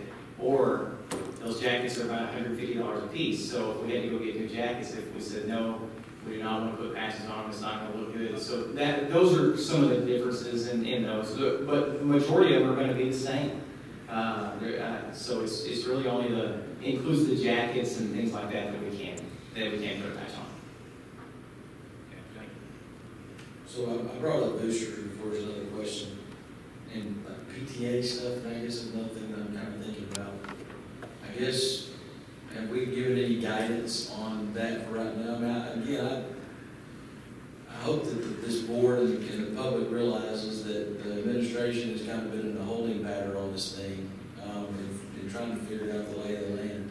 Our school PTA fiscal year ended at the end of June. They've ordered no additional items after that, with an understanding that we're waiting for guidance to see where we're going forward. So we don't have any existing inventory or anything that they're looking to sell at the beginning of the year. Normally they've already ordered all of those items, but we met in early June, talked about that we need to hold on this right now, or middle of June, that we need to hold on this right now and wait and see what happens before we make any orders. And that's for the COVID situation in regards to this as well. So anything they can do for this coming year is going to be a situation they can place orders, specifically parents, students, community members, but we don't have a large inventory. We've also, all those sports programs, groups, fine arts programs that have boosters have done the same thing as well, just holding so that we don't have a large amount of inventory if there is a change, and we're kind of stuck with what to do with that. So we're in a good situation on boosters and parents. Mr. Lane, I know you're already swimming with your first high school assignment. Any comments you'd like to make regarding any things that you've heard in regard to that? I know that you've got other things that you've been trying to put in place than worrying about whether or not the PTA has ordered a shirt or two. What do you think of this? I'm not aware of any booster club things that we have. I do have some concerns about what kids would be allowed to wear. Do we need to stop the use of a letter jacket? Things that they personally bought on their own. I'm a systems guy, and I have put some systems in place. We've had the gift of time with COVID, and so I was, as being a planner, we jumped ahead on the order of simple things like lanyards and things that say John Tyler on them. Student homework books, things like that, but probably to the tune of a couple $1,000. You mentioned letters, Mr. Lane mentioned letter jackets. Those currently just have a T on them, so that they do not have the JT or REL on them. That's been traditional, for several years that they just had a T. I'll kind of go back on, football. Pretty much football. All your fall sports order basically in January, February. To try to get those orders in. Then basketball is usually about April or May, and then your spring sports are kind of after that. They start already in summer. So, that's kind of so. Volleyball ordered a uniform at Lee that has Tyler Lee on it. So that's going to be a brand new jersey that comes in. It's sublimated. Hopefully we can be able to put something on that. John Tyler ordered a new football uniform and also a new volleyball uniform. They both have lines on them, so we were good there. So as I said, I think our coaches did a pretty good job, and maybe we got lucky on some of them that they did order. We did have, there are going to be a few things that are going to pop up. So, Question, yes. Mr. Lane, in regards to, I know the Booster Club and PTA contribute a lot to the schools, and I'm not sure Does John Tyler have a PTA existing at this time? Because I've heard different stories. Mr. Lyon, do you know? To my knowledge, there is not an organized PTA, no, sir. Okay, thank you. Okay, just two quick points of clarification. Coach Reese, thanks for your work here. On page 2, the total for replacing, which is assuming everything that is potentially problematic, is $98,500. Would you describe that number as kind of a worst case number? I think that's going to be a conservative number. I mean, I think it's kind of my best guess. You know, I kind of went off the numbers that I pulled before. You know, I think the other thing that is really, you know, where last time I was able to provide you with, you know, pictures of the you know, with everything in storage, I have no idea where anything is, and that's kind of really at both high schools. So, you know, it's just kind of getting with our coaches and you know, and it's, you know, Dr. Crawford had kind of mentioned it. I mean, you know, we may have, you know, baseball may have 5 uniforms. Well, you may only have 2 now. And that's just the way it goes. You know, we're going to have to be conservative, and we're going to have to change our approach on some of our things. And you know, practice gear. You know, maybe they've given out different things, and you know, we're down to one thing. You know, that's we're just going to have to figure out a way to get through this if this is the route we choose to go. And you know, coaches. You know, there's coaches that have been here, and you know, I'm sure they have a lot of apparel, but we've got a lot of new coaches, and they're going to have to get new gear this year. So all those coaches that have been here a while, they're the rest of the new coach, and you know, so they're not going to do that. No, we do it for everybody else. So we'll figure out a way. So, but I'll say this: it's going to be if this were to happen, it's going to have to be the tolerance of what y'all want, what we can handle as we go through this. I mean, that's kind of what we talked about last time. Is this an overnight Band-Aid rip? Or do we try to take care of the easier things that we can take care of and try to move into some stuff with the understanding that we're not trying to be offensive on anything if we just can't get to it? We got to have stuff to where we got to put our kids in cloth. We got to put our coaches in cloth, that we may not be able to get around to some of these things, not just for timing, but this is on backward. I mean, right now, things are slow whenever you order something. So that's going to have to be something y'all need to provide some type of 35,000-foot vision on, and we'll try to execute the best we possibly can if you get to that point. And I look at basketball. Both programs, at Lee and at JT, they have the sub-varsities have several things that have Tyler Lee on them and John Tyler. Now, like I said, it's not both jerseys. So if we can get away with just using one jersey for a little bit, or do you go and you buy a stock reversible jersey, kind of some stuff that's similar to what we do in the middle schools, and we use it to get by with for right now. You know, those are just some decisions that we have to make, and as I said, we'll figure out the best solution for us that's going to put our, you know, and I may have to go to Under Armour and Nike, and you know, I think that would give us some grace in this thing too, and maybe we have to buy, you know, lesser quality stuff off the rack, maybe not name brand, and so those things are not going to last as long. But they will be less expensive, and we can get stuff off the rack to be able to get in there. And you know, so I look at well, I'll touch on baseball at John Tyler. I think they have one jersey that has Lions on it, and that's on their varsity and their sub-varsity. So, you know, I think we have enough time to buy one more jersey for a home and away, and then your sub-varsity, you could get some nice dry-fit shirts, and you know, compared to spending $75 to $100 for a jersey, you know, you get it for $35, $40. So there's some ways that we will be able to do this. Great. I think we're comfortable. Does anybody have any more questions about the cost as far as athletics go? Generally comfortable, but there's a lot of moving parts. Well, again, I'm going to revert back to my conversations with my friend in another school system, friends in another school system, this is a hard project. I don't want anyone to think that it's simple and that it's just a snap of the fingers and everything is different. So just want to make sure we put that disclaimer out there too, that this is not an easy task. It's not an easy task to go through and to get down to, I don't know how long it's, I think it's going to be a year again, and I'm sure they still have stuff to crop up. Right. Okay. Thank you, Coach Priest. I think the only other one we have is the executive summary that you provided us, or did we already go? This right here. The facilities? Yeah. Yeah, Mr. Glover's going to provide. Okay.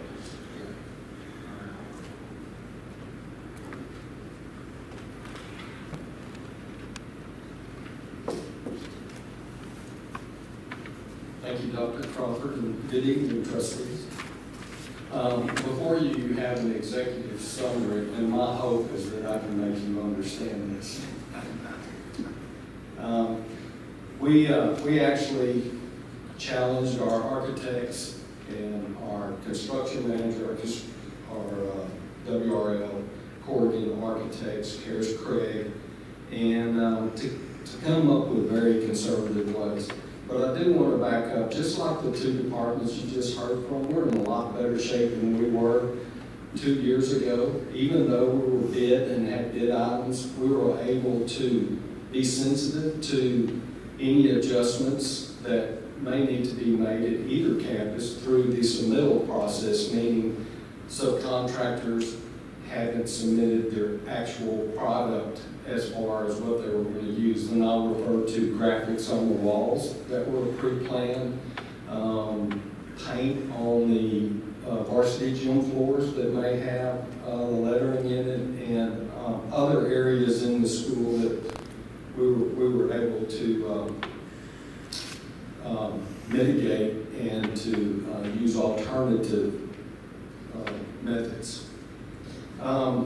We kind of broke this scope up into scoping conditions, and this first page, it has a picture, and I want you to pay very close attention. This was when we were raising the panels, and if you see the vertical lines between the R and the O, or the O and the B in Robert, and in front of the E, those are the panels that I'm referring to in this document as we go through here. There are a total of 6 panels that spell out the entire lettering on the portico of Robert E. Lee front right now. I'm sorry I didn't provide a picture of exactly how it is today, because it does have, of course it's finished today, and it has an ornate cornice on top of it. And where you see those red vertical posts, that's where the balusters are that are on top of the portico. So we have the engraved panels that are existing, they're in figure 1. We have cast aluminum letters on marquee sign at Shiloh Road. We have those, but they are not installed at this point, so we have already purchased those. We have cast aluminum letters that are in the interior of the main lobby, and that's in the figure 3 that you see here. We have a plan view of the marquee sign on Shiloh Road also. Below that's the plan view of where the interior signage was, and the next page is a picture of how it is now, which would be that white panel between the 2 stairwells at the 2nd floor right below the railing. So these existing panels that are on the front are called GFRC, glass reinforced, fiber reinforced concrete. These panels are attached to the structural steel frame. They're about 40 foot above the pavement. As y'all remember, back then we didn't have any sidewalks, we didn't have any grass, we had dirt. So we will have challenges on changing those out, but nothing that we can't do. So we anticipated if we had a new school what it would cost to fabricate and install these new panels. And we also anticipated, what if we had to remove the name prior to school? So we looked at that approach also, and we also have timelines you'll see on into this document. So one of the most cost-effective ways to remove the lettering Robert E. Lee was to basically use a grout, or it's a similar material to the GFRC. We got with the manufacturer, and that manufacturer actually recommends a subcontractor. They've done this before, and you would basically get up there and skim float and fill the grout across there. Now, I do have to give you a disclaimer, because if we went in there, and you're going to see on into this document, and skim floated the entire high school and Robert E. Lee across there from, in the figure 1, the vertical flutes that you see on either side to give you a good stopping point. The manufacturer does not look at this as a long-term solution. So that's just something we need to think about, even though it's doable. The GFRC has been sprayed with a waterproofing, a clear waterproofing. So some of our process up there is to really have to hot power wash that off, or even maybe use some type of aggregate to make sure that we get a good clean surface. And that's one of the reasons that the manufacturer is a little tentative about warranting that process. Okay? Flaking, falling off. Yes, sir, bleeding through. So, as we look at option 1 on page 4, one of the things that we could do, and looking at this in a very conservative way, you have to take off the cornice work off the top of the panels, because the panels themselves sit on the bottom cornice work, and then they interlock to the top cornice work. The good thing is we don't have to take the balusters off the top, because they sit back far enough, and we will be able to take the flashing off and be able to unhook the cornices off of that. Now, I challenged everybody, if we in fact change the name, and if it was possible that we chose a name that would be of the same length or similar length, if you'll notice Robert E. Lee is 3 panels, high school is 3 panels. We could leave 3 panels, the 3 panels that save high school, and save some money as far as not replacing all of them. We still have to remove the cornice and all that to take the Robert E. Lee out. So the other option that we looked at was, okay, what if we do, in fact, grout and skim coat the entire thing, and then we put raised letters on it, which is a lot more cost effective. There again, the manufacturer doesn't recommend that being a long term, so they would recommend that we replace all the panels and use blank panels, and then put raised letters on it.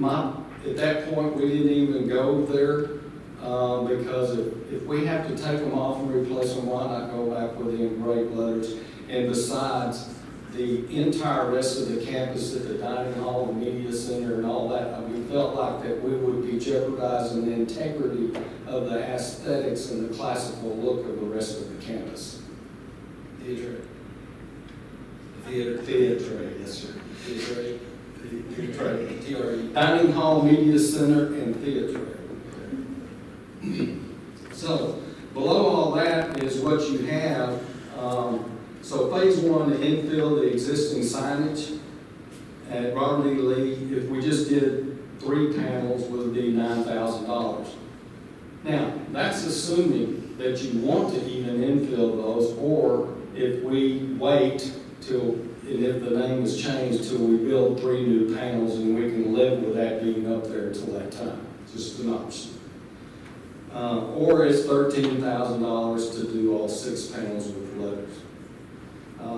Phase 2 would be that fabricating the new panels, as you see there, will take 12 to 16 weeks.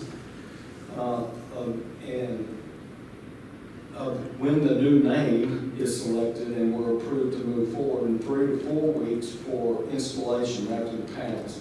And you see that asterisk there, we'll probably have to put swamp mats, close the front end down, and of course have alternative entrances in there, because this is very big, heavy equipment, and those panels themselves weigh about 800 pounds a piece. So we'd have to be very safe. So if we only replace 3 panels, it's $102,000, and then $130,000 if it's all 6. Is everybody still following me? Am I doing all right? Confusing myself. And then, of course, if we did the infill, everything, and did the infield all the way across, is $13,000, and then you put raised letters on it, it's $12,500 for those letters and installation. And again, we still have to protect all the sidewalk and all that. The additional signage at Robert E. Lee is on the marquee. We have already purchased those. That $1,800 that you see has already been expended. It would be another $1,800 to replace those. Though the labor, that would just be for the signage. Since we haven't installed them, we wouldn't be charging the labor. And then the entry lobby interior signage is $900 if we want to replace it or just not put it up. Moving on to John Tyler. So John Tyler's a little bit easier. Totally different architects. Fitzpatrick, Butler, Stantec, and WRL, we challenged them also to look at this potential impact. And they have letters at the main entry up high that say, I know they're hard to see, and that's been brought to our attention before. So we do have a plan to make sure that when you're running on it, you can see it very well. Yes, it's just the lighting right here. Anyway, we have cast aluminum on the main entry. In figure 1, cast aluminum letters on the monument sign on Loop 323. That's actually right in front of that main entry out there close to the loop. They have not been installed yet, but we have them. They're fabricated. We bought them. And then Daktronics is the marquee out on the corner of Lyons Lane. And it has a double backlit panel at the top of the marquee on both sides. So those are the 2 areas. And then we went through the same exercise showing you the renderings of that. And then we could go ahead and remove the lettering at John Tyler. And then the difference in John Tyler, that band up there is brick. So we would then tube out the brick and replace the ones that are damaged, and then come back and later, if we needed to get it down immediately, then come back later whenever the name was changed, and then install a new letter. And we give the cost for those on page 8, the final page. So the main cost at Robert E. Lee is removal of the brick and repair of the brick. So that's the $12,750. And then phase 2 is 6 to 8 weeks, whenever from approval of a new school name, and $8,400 for those letters to go back up there on the brick along with the moving costs. Marquee sign, 6 to 8 weeks from approval of a new name for fabrication, 2 to 3 weeks for installation on the site, which is $7,750. And then the monument sign, replace those cast letters, is $2,500. That's $10,250 both combined. And I do believe we'll find some other things. There's already there's some ancillary facilities that we have out there that I think about Rose Stadium on the scoreboard. I believe we have John Tyler listed all of the championships. On the scoreboard? No. We don't? There's a block T and a leaping line. Oh, okay. You've got I was out there today, you've got the locker rooms, on the outside it says John Tyler Line, probably. Oh, okay. But the scoreboard, the video board, have the block T and the looping line, and the newly installed, about to be newly installed AstroTurf, excuse me. Yeah, we call synthetic playing surface. We'll have the block T and the leaping line in the end zones that are not identified for either school. But block T's been a long time symbol for Lee, and leaping line has been a long time symbol for John Tyler. So we were able to adjust that as appropriate as we've gone forward. This was decided before we got to this point.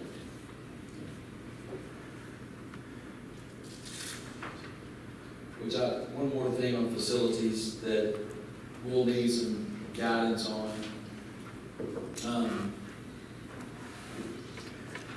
I guess at either school, you've got practice fields. Do they have logos on them? These got a big T with the Lone Ranger on his chorus, right? John Tyler, do they have a line in the middle? I can't remember. I think that was a line. Just a line. Now, both those fields are running past their lifespan too, so there'll be some consideration later on. A couple other things, we've got bricks that have been donated by the public. It's my recommendation that if it goes to this point, we leave those little bricks in place. Removing those would certainly be a pretty large task for us, and we're trying to track that down and see if they still want the bricks in there, if they weren't able to choose what they wanted in those bricks.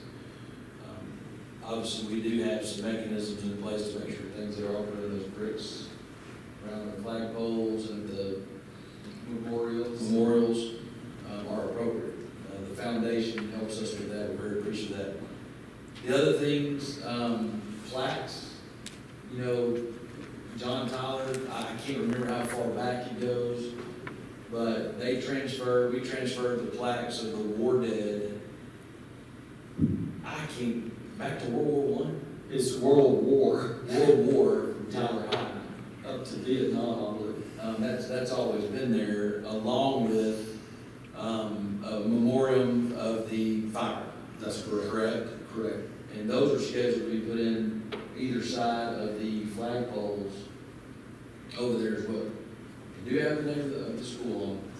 Our recommendation is we leave that alone. They are what they are. Now y'all can tell us, no, that's not what you want. But then again, that's just kind of what we've talked about as we've gone forward. That's what those concrete angled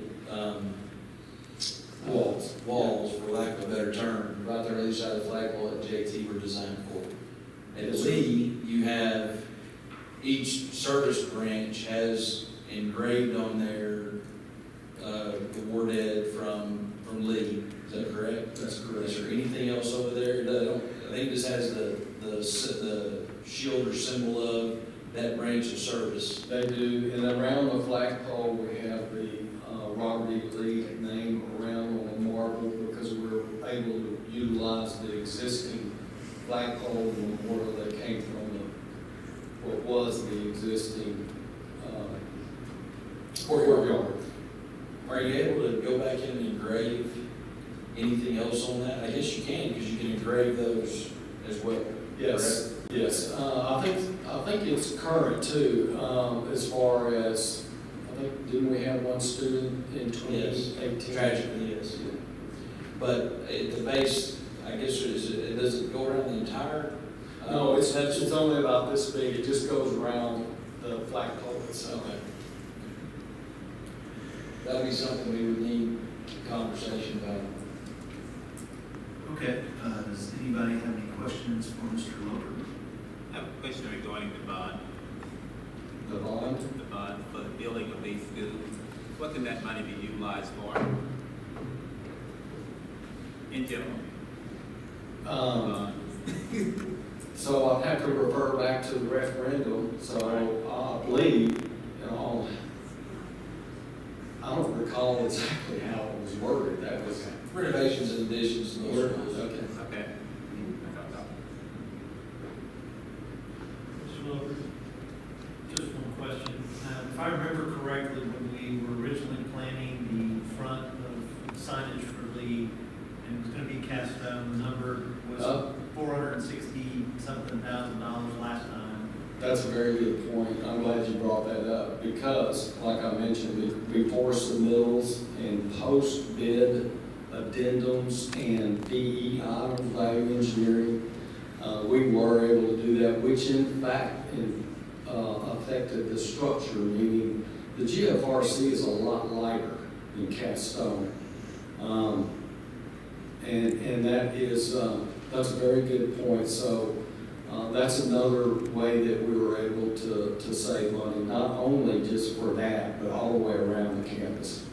So the 465, which 2 years ago we thought would be the cost to replace the signage, I'm understanding your analysis here, because of that change alone, the cost is either $130,000 if we were to replace the existing panels, all 6 of them, so that would be the most, or it could be as little as $25,000 if we infilled and added another ledge, correct?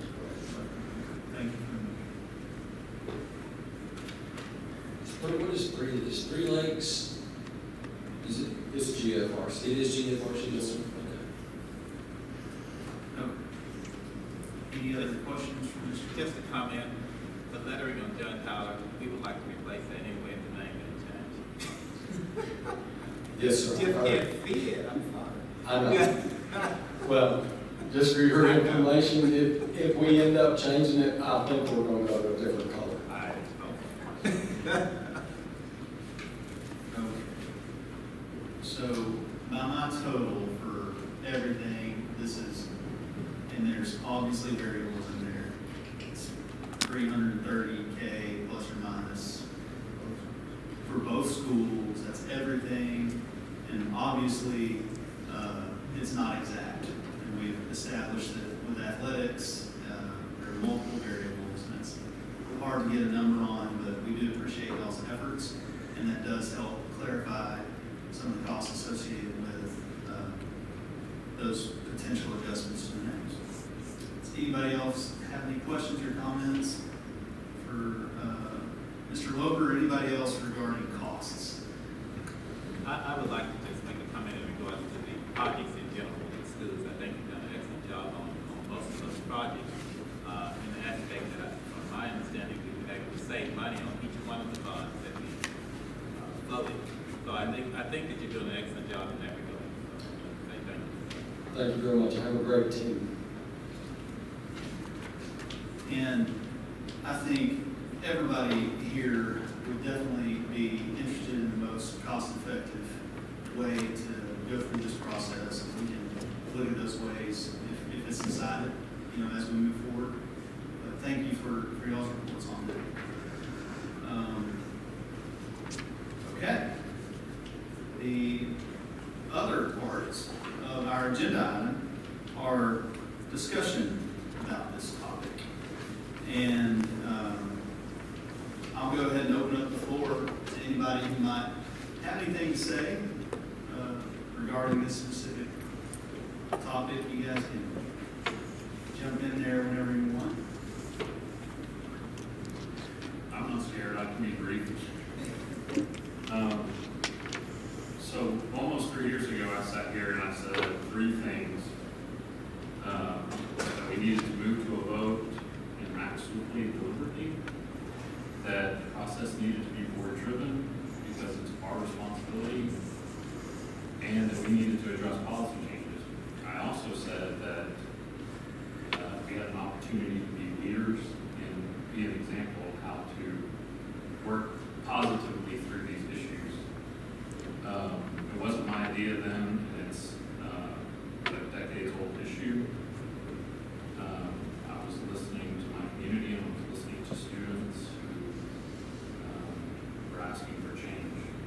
Unfortunately, last time, this board did not meet, and so I'm grateful this time to be able to have another conversation about it and the opportunity to take it up again.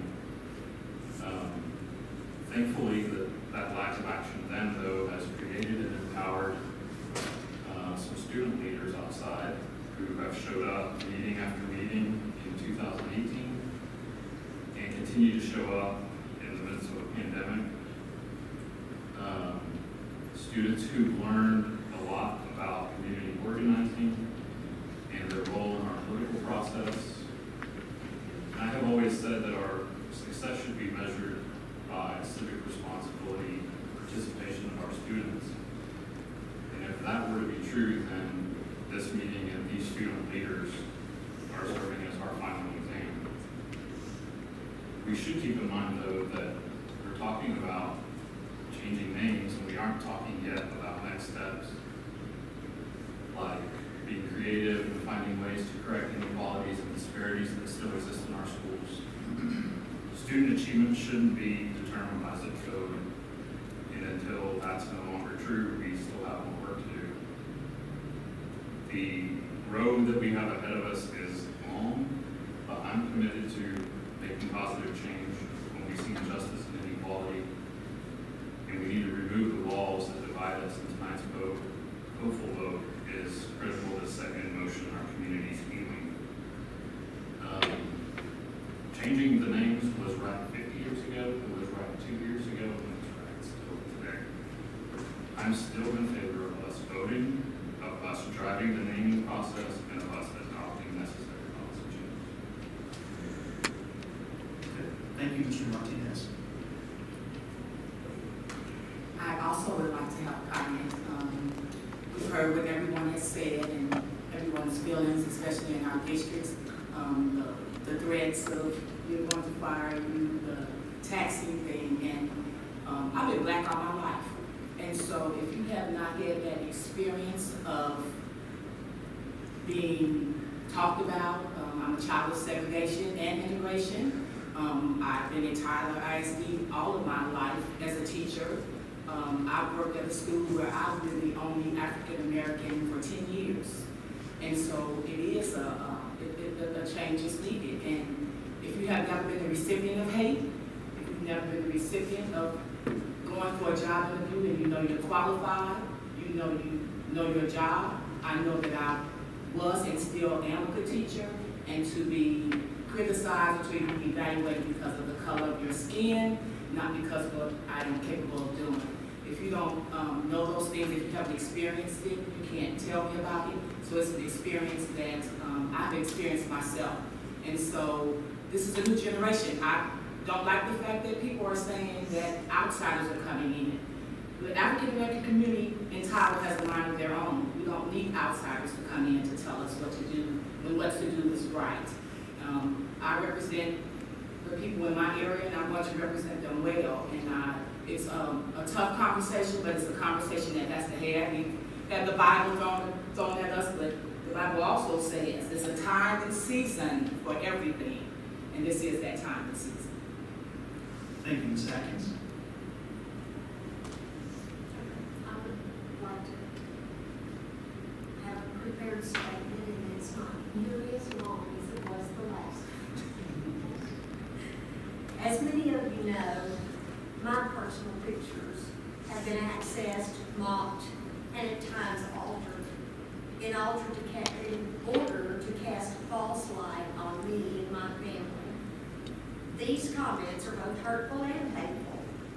In Ephesians 4:29, Paul tells his followers to let no corrupting talk come out of your mouths, but only such as good for building up, as fits the occasion, that it may give grace to those who hear. Our board president has asked all to remain poised and reasonable during this time of discussion and conversation. We all have listened, and in fairness, I would like to ask that my voice and my history be heard.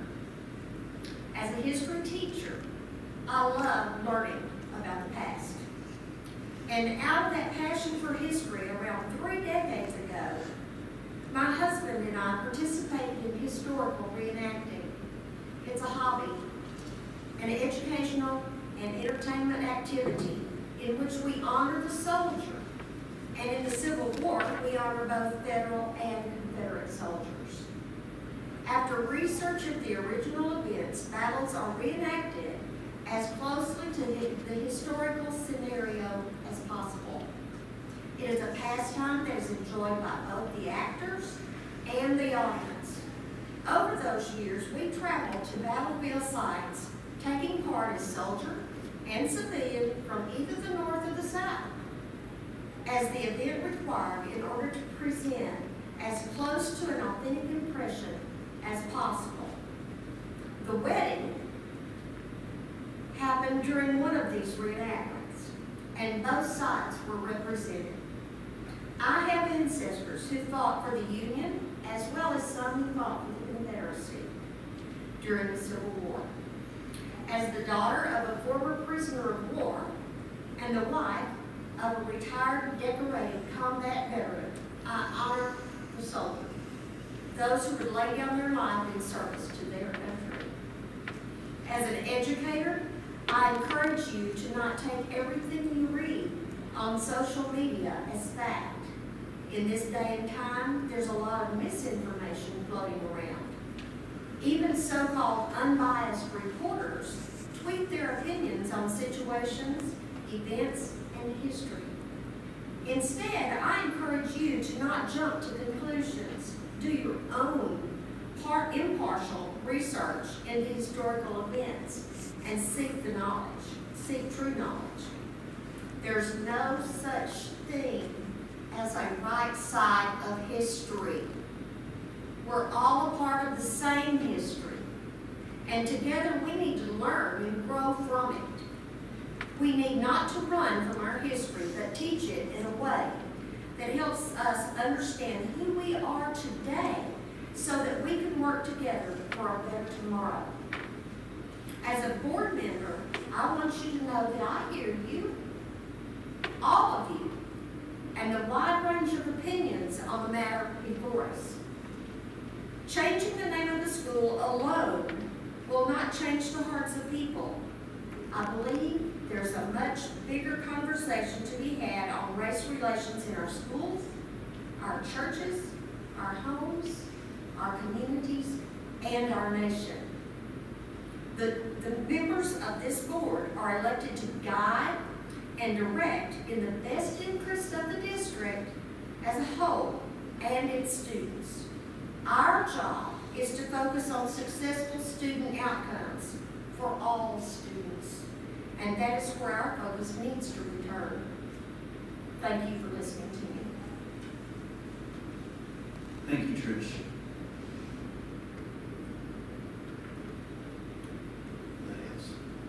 To my fellow trustees, before I begin, I want to thank you for your commitment to the children of Tyler. You serve as volunteers because you love this community and care about its future, not because of any national political agenda, but because it's the way that you choose to show that you love your neighbors.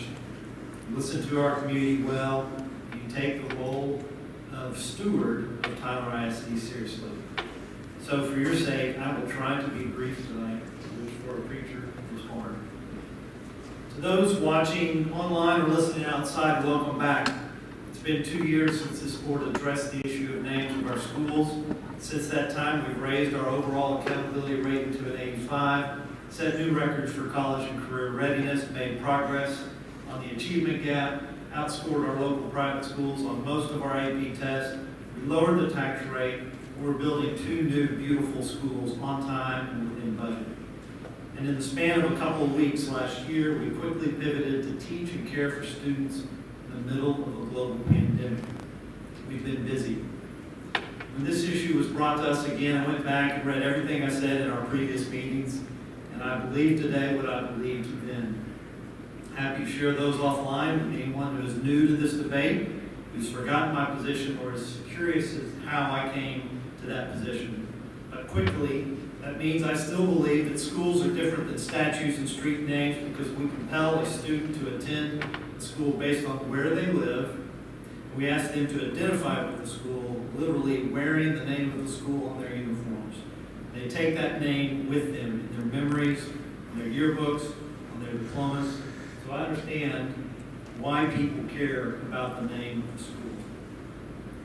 I still believe that the name Robert E. Lee, what he symbolized, what he meant, changed over the years, and today is associated, whether we like it or not, with beliefs that are antithetical to our values and send the wrong message to all of our students, but especially our students of color. I believe that all of us are made in the image of God, therefore have infinite and equal worth, dignity, and value, and symbols that say otherwise have no place in our schools. At the same time, changing the name of the school is mostly a symbolic act. It doesn't immediately improve test scores, it doesn't erase our complex history, it doesn't eliminate racism, it doesn't end strife in our community, but it is a start. I believe it will have a positive impact on the culture of the school. Unlike any of my fellow trustees, I've faced a contested election where this was the central issue of the campaign, and was fortunate to win the support of the voters of District 6. Just as my thoughts about the name have not changed, neither has my campaign position, which was, while I supported a change 2 years ago, would not raise the issue again because I believe the economic window to change had closed, and that the reported $1.5 million cost of conversion that was reported back then was too high. I've kept my pledge not to raise this issue. But since then, 3 things have changed. First, we've learned that what looked like cast stone on the front of the building is actually a composite material that can be changed at a fraction of the originally forecast cost. About $25,000, not $460,000. Second, the school's been rebranded, which radically reduced the number of uniforms and other equipment that would be replaced from about $1 million down to as little as $100,000.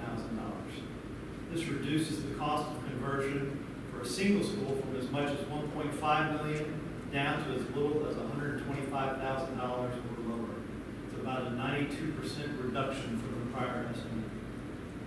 Furthermore, I've been talking with a group of individuals in the community who've committed to work to raise funds to pay for all or most of the conversion costs if the board does approve the change, limiting or eliminating the use of taxpayer funds. Therefore, I do not believe that the cost of change should be an obstacle to progress. Finally, one of our speakers mentioned it, recent incidents amongst the student body at Lee led me to believe that there's a greater risk of disruption of learning because of this issue than there was 2 years ago, and even a concern about the safety of some of our students that is much greater than we previously faced. Which brings us to tonight. The specific proposal we're discussing tonight is to change the name of both of our comprehensive schools. I previously argued that one name was currently associated with white supremacy, although both historical figures were slave owners and Confederate leaders. In my conversations 2 years ago, the only people advocating to change the name of John Tyler High School were folks who really did want to change the name of either school. But that is not the case now. I've spoken with many community leaders and alumni from both schools who feel that both schools should be changed. It's a move supported by many of the largest employers in our community, as well as over 34 pastors who signed a letter of support, and many more who expressed their support privately. So while I don't believe both names are equally problematic, because I do desire to work towards consensus on this issue, because the costs are minimal or covered by donations, I support changing both names. Therefore, as a graduate of Robert E. Lee High School, the school both my siblings and 3 of my kids graduated from, and as a 4th cousin of Robert E. Lee himself, I believe this is a better path. As a graduate of West Point who understands the complicated history of the man, I believe this is a better path. As a combat veteran who loves our country and our community and is not afraid of or swayed by political pressure or outright threats, I believe that the time is now to start us down a better path, one that aligns the symbols we revere and honor with the values that we hold. A better path that has the potential to inspire and encourage all of our students, and that is consistent with our belief that every student can be successful.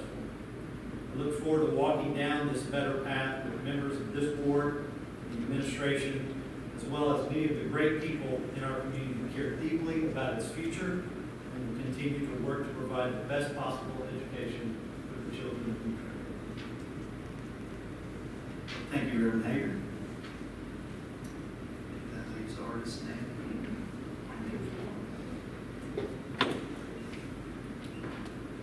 Okay, artists, thank you.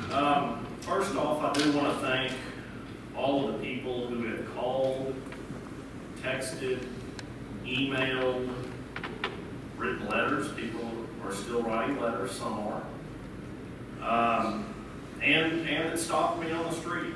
I appreciate your passion on both sides. A representative government is one of the great things about this country. In September of 2017, in a public board meeting, I asked the question, in a situation of compulsory education in which by law you must attend the high school you are zoned to regardless of race, is it right to force African American students to attend a school named after the most famous and honored Confederate figure from a war whose underlying cause, either directly or indirectly, was to protect the institution of slavery?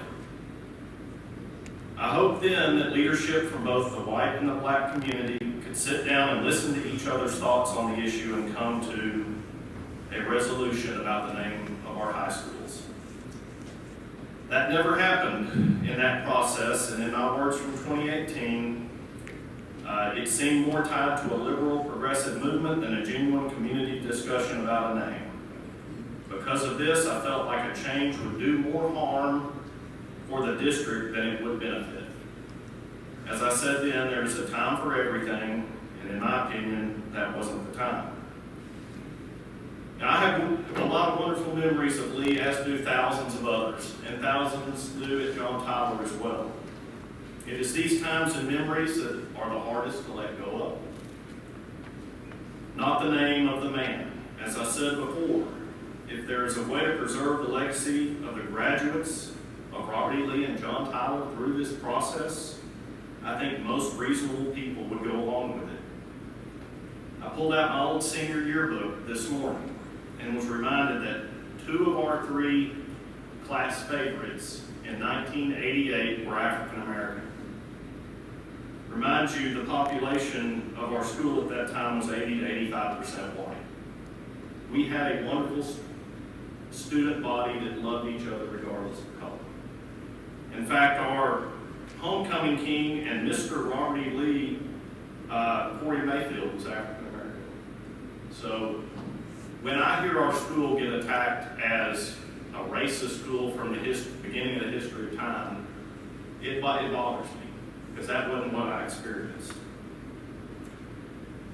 It was important to me then, and it is important now, that this be a Tyler decision, that the majority of us from all races can at least try to listen to each other and come up with something we can live with. Tyler is a great town. It has a long history of people caring for their neighbors as much as they do themselves. Tylerites are generous with their time and resources and always have been.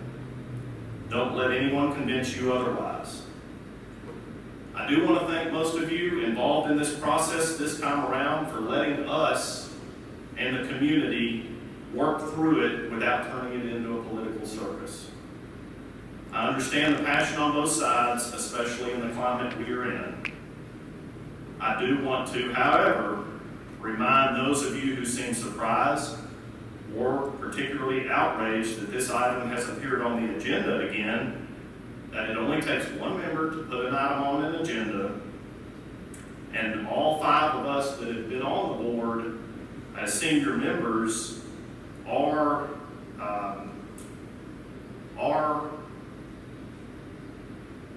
statements about how we stood on this issue. We've all gone through an election since that first came up. So I guess in a way what I'm saying is that if you go by that alone, many would say that whatever tonight's vote is a representative will of the community. If you don't think it is, then I would suggest you get involved. The 3 most common arguments I hear for keeping the names are some version of history repeating itself because we're going to forget history, Number two, they've made it this long with the way it is. Why is it such a big deal now? Or number three, you are giving in to a radical, progressive cultural revolution. Real quickly, as to the first item, I really don't understand it. I looked to see who made it up, and it's not a Bible verse or anything. It's just, I don't think we're going to be enslaving people or having a civil war just because we change the name of these schools. I don't get that. I don't understand that. Maybe some of you do, but it doesn't resonate with me. The second thing is, the problem I have with the second one is that if we are all created equal, when I put myself in their shoes, it doesn't feel right. As I stated in 2017, yes, there are bigger issues that are having a much more drastic effect on young people than the names of our schools, but that's not what's on our agenda tonight. Just because people have lived with something the way it is doesn't mean it's right. As to the third item, I absolutely agree that the biggest threat to our school district, state, and country is the current radical progressive movement that is sweeping America. It is here in Tyler, and people need to wake up. I would call my generation the comfortable generation. Most of our hardship has been limited or self-imposed. If you are a conservative, you better wake up before your country is unrecognizable. Having said that, it's my job to examine each issue that comes before the board separately, and to me, this one doesn't check most of the boxes of the cancel culture campaign. First, we've been dealing with issues related to our ties to the Confederacy for over 50 years. Most, if not all, of the citizens I have talked to recently, when asked if they are willing to come in front of the school board to defend this tie, politely decline. The majority of people I have talked to say the Civil War is over and it's time to move on. While there are a good many woke white people involved in wanting this name changed, there is a general consensus among the mature leaders of this community, both white and black, that are not part of the progressive movement, that believe having our only two high schools prominently linked to the Confederacy and its ties to slavery needs to come to an end. Which brings me back to my initial question. Is it right to force African American students to attend a school named after the most prominent Confederate general who fought a war to protect slavery? And secondly, why did they change the name of Tyler High to John Tyler in the 1950s? Was it because of his ties to the Confederate Congress? A former school board left a mess on our hands. We can all agree to that. And as I sit here tonight, I'm not willing to kick the can down the road to the next school board. It's not a political movement, it's what's in my heart. If the majority of this board is ready to adjust the names of our high schools, then it's probably time. In doing so, please be considerate of the incredible legacies that people at John Tyler and Robert E. Lee have left us. They had nothing to do with slavery, and let's work hard to preserve the great things about Lee and JT as we look toward the future. Thank you.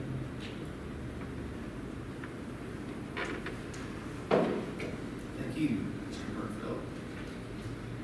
Arts. Did I turn my mic? It's on now. Thank you. It's on here.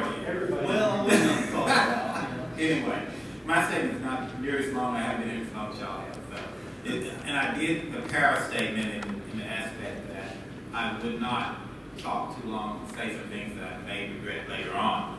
So, my statement is, I'm voting for the name change because I believe it's the best thing for the students that attend the schools. If the student's education is hindered because of the name of the school, we should be concerned. Our district is approximately 75% minority. So if the names are an issue with our students, we need to address it. I think that it was poor choice in naming the schools initially. In the 1960s, when educational institutions were going through major changes, neutral names should have been selected. Yet, TISD chose to move from a neutral name of Tyler High to John Tyler. the name Robbie Lee was left in place. Why? Were there ulterior motives or just tunnel vision? We cannot allow political agendas to direct our decision-making process in education. Yet, it influences our decisions, it should not direct it. The students within TISD district are our primary concern and should always be. The image of the county and city should not direct what or how we operate within the district. If we make good decisions for TISD, that will always make the county and city image appear better to others. Unfortunately, TISD has not always done that. Thank you for your time and interest, and in so doing, I would like to make a motion. You want to We will get to that motion. Okay, you want to make I do want to say Okay. a couple things. First of all, I enjoy working with the board. This this position is one that you don't get paid, and obviously, and sometimes you do get paid by hard pats on the back or attaboys. But over the last 3 or 4 years, this issue has been debated in the community and at our meetings, over dinner tables, out over drinks, out on the patio. I remember personally asking for time to ponder so emotions wouldn't cloud our thoughts. I asked for this issue to be discussed outside of school months so we can focus on successful student outcomes. I've even offered a compromise to end this debate without wholesale change, just in hopes of bringing unity in a time where it was nowhere in sight. As a board, we've all cycled through elections that y'all mentioned, where the public could have made a change should the majority in their districts have been displeased with where we all stood on this issue. I believe this evening enough time has passed for us to see through the fog of emotion, since we've been dealing with it for 3 or 4 years now. And we're discussing this at the right time of year. When this issue came back up, I knew I was going to have to lead in a way that I had not been forced to do in the past. I knew support would need to be garnered by leaders in all areas of our community, and we would have to be sensible and objective in our thoughts and actions. I knew that where the majority of the board stood, and that we needed to go ahead and address this issue before the school year began, as we have so many more issues to deal with.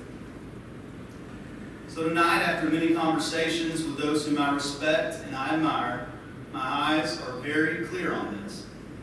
It's time to rip the Band-Aid off, as this board has done with so many other things in the last 7 years. Things that were holding us back as a district. Things that served as future pitfalls and obstacles that need to be dealt with swiftly. Things that can divide a board or drive away a top-notch superintendent, and I believe we have one. Marty, thanks for bearing with us through this. I know it's not easy, and I know a lot's been asked of y'all, and that's not written down. Many citizens have reached out about a district-wide election concerning this issue, and I want to reiterate, we do not have the legal authority to call on an election on this. And even if we did, I don't believe we'd have the votes to call it. Many citizens have had concerns about us caving to the people who want a Marxist revolution. And I can tell you, I want no part of Marxism. And in fact, when this Marxist revolution is quelled and things get back to normal, I'll still have 2 high schools named 80 plus years after the Civil War and named after guys that didn't serve locally and had prominent positions in the Confederacy. That's not going away. The fact of the matter is, as Andy said, our forefathers put us in a bind and made a bad call, and we're having to deal with it 60 plus years after that. This is not something that future boards need to deal with. So I'm willing, even as a proud REL graduate, to remove this obstacle for the sake of them, for the sake of our city, and for the sake of our children who shouldn't have to deal with this now or in the future. I also want to say that it's okay to be a conservative and have a little bit of compassion. And it's okay to be a Republican and display the ability to reason and to be rational. We need to be able to separate and address our local issues from those taking place nationally. So don't allow the news we consume to overcome our critical thinking skills. We must realize that this local issue will continue to impair our ability to educate kids and come together in unity most of all. I realize it's hard not to allow issues to become political and divisive, but we must be able to understand and reason even in the most heated of times. I'm also all for ending this here. There are some guys that lived in a time much more trying than this.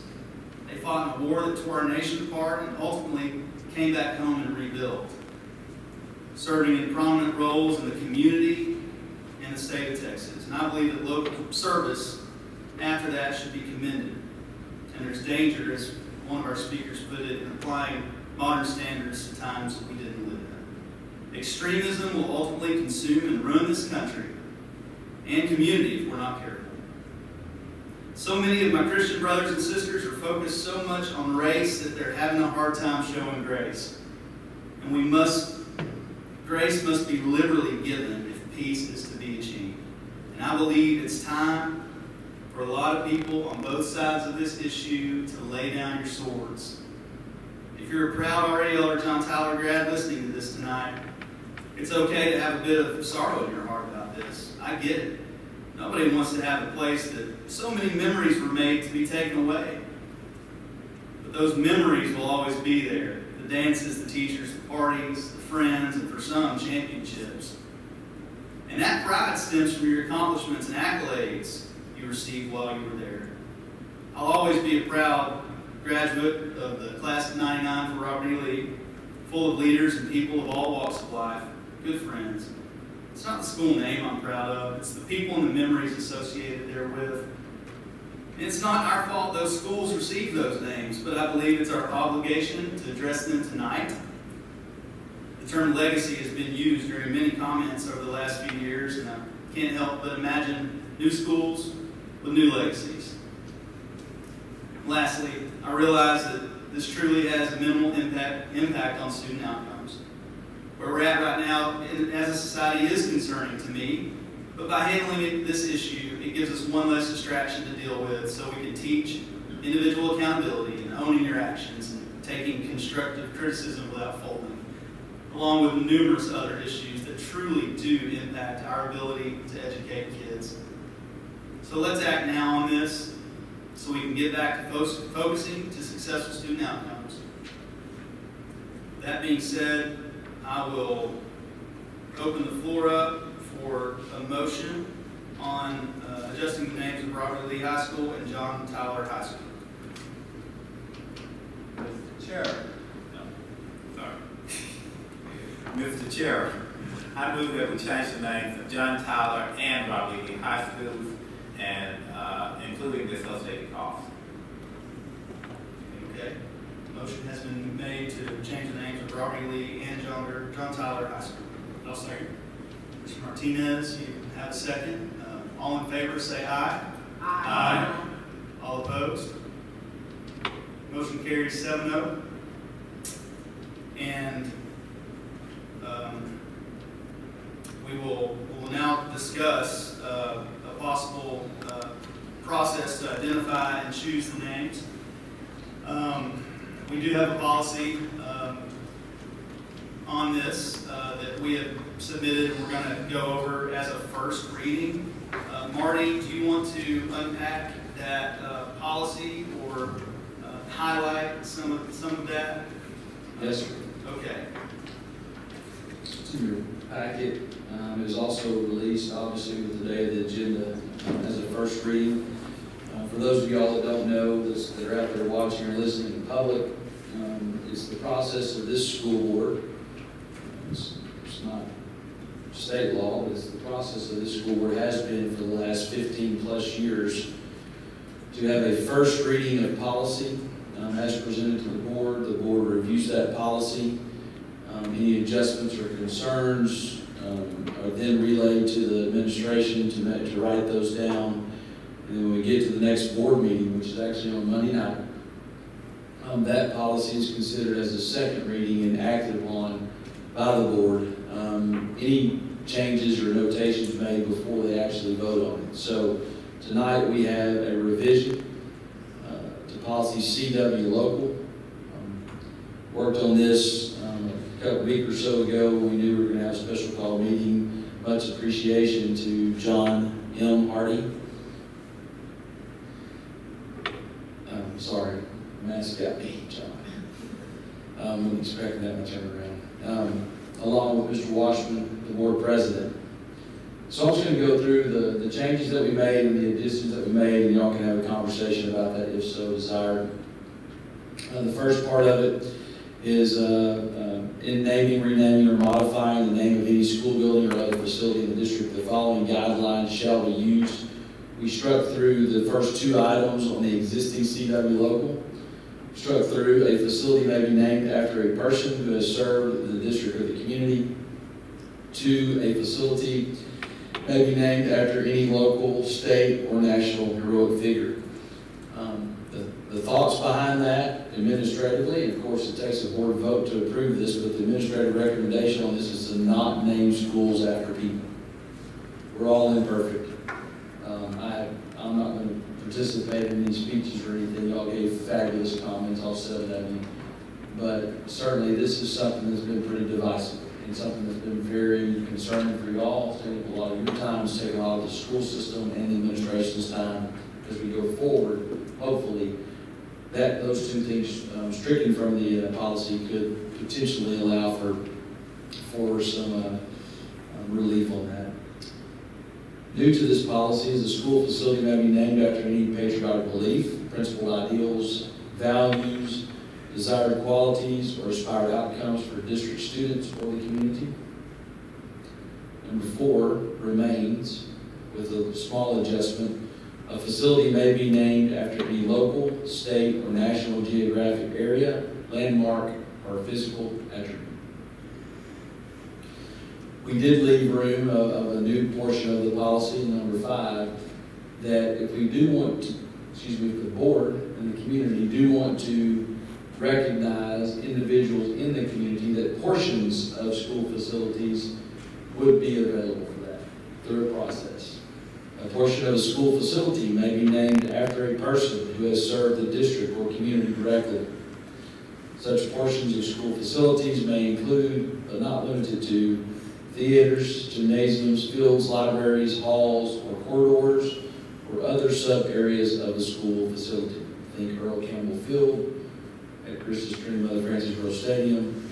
Think about the hallways that are named after the individual leaders here at the Career Technology Center. I think Mr. Bergfeld, I think that was your motion when I went back and looked at when we did that.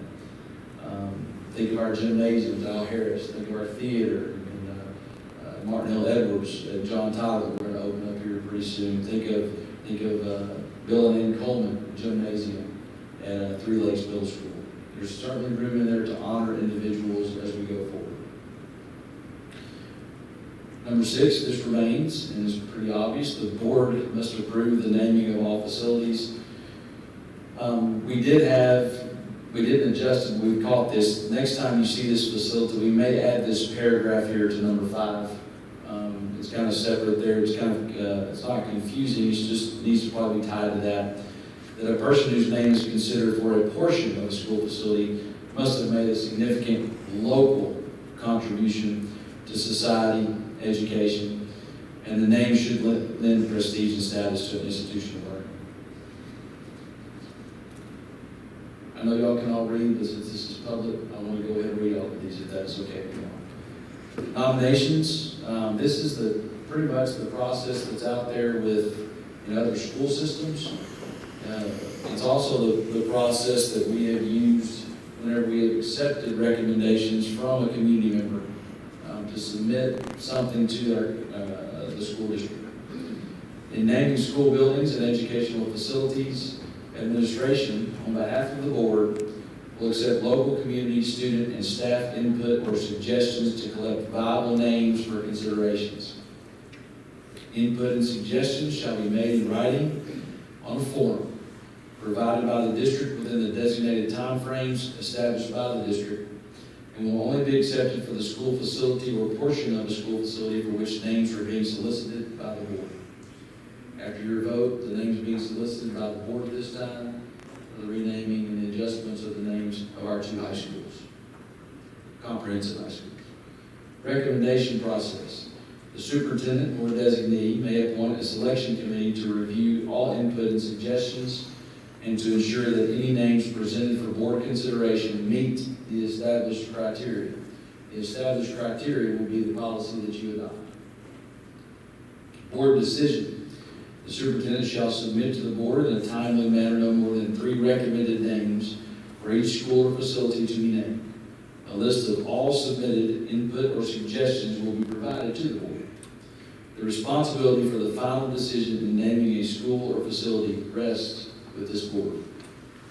On the very back is another reinforcement that the board shall take action concerning a school facility name at an open public meeting.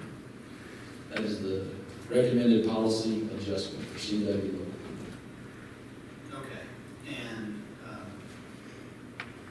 it's a first reading, so we're not adopting this policy tonight.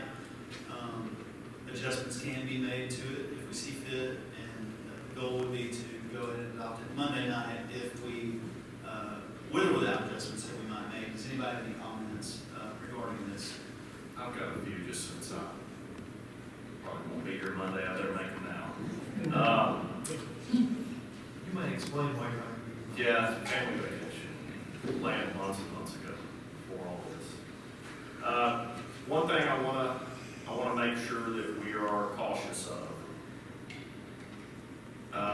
We've been dealing with this for years, this whole naming stuff. So we're a little name weary, I would say.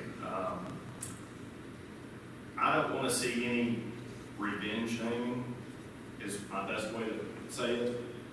We need to be done with playing games with the names of our schools. So I hope that if there's anybody out there who thinks this is our time to get back at so-and-so or to do this or to play, none of it. I hope this board will understand that we're not doing that. We don't need the drama right now over the naming of these schools. And I think that we need to be cautious on how many people we involve in the process right now, given the climate in our town, in our state, in our country, and all that's going on. We were elected to do this job. We can do it. The people who named our high schools before, I believe, had student committees or something involved, and that recommendations they got are what we've had to live with. So I think we can handle this as a board. I trust all of y'all that we can do this without this being turned into something that we maybe didn't foresee. So those are my general comments. And if y'all have anything, please let me know before Monday. Okay. I agree with what you said, Mr. Burkfellow. That's wise. I support these changes. I think they do put us in a place to get naming ultimately off the agenda for us. The one thing that I don't know if it rises to the level of policy, so I'll just state it as my personal belief. I would be open to limiting changes for schools during times of remodeling. I'm really not interested in a radical renaming process for multiple schools. I think we have dealt with 2 schools that have the most complex history when it comes to their name. So I don't know whether that rises to something that could be included in the policy or should be included in the policy. But my personal opinion is we don't need to go down and change a whole bunch of other names. If we want to put that in policy,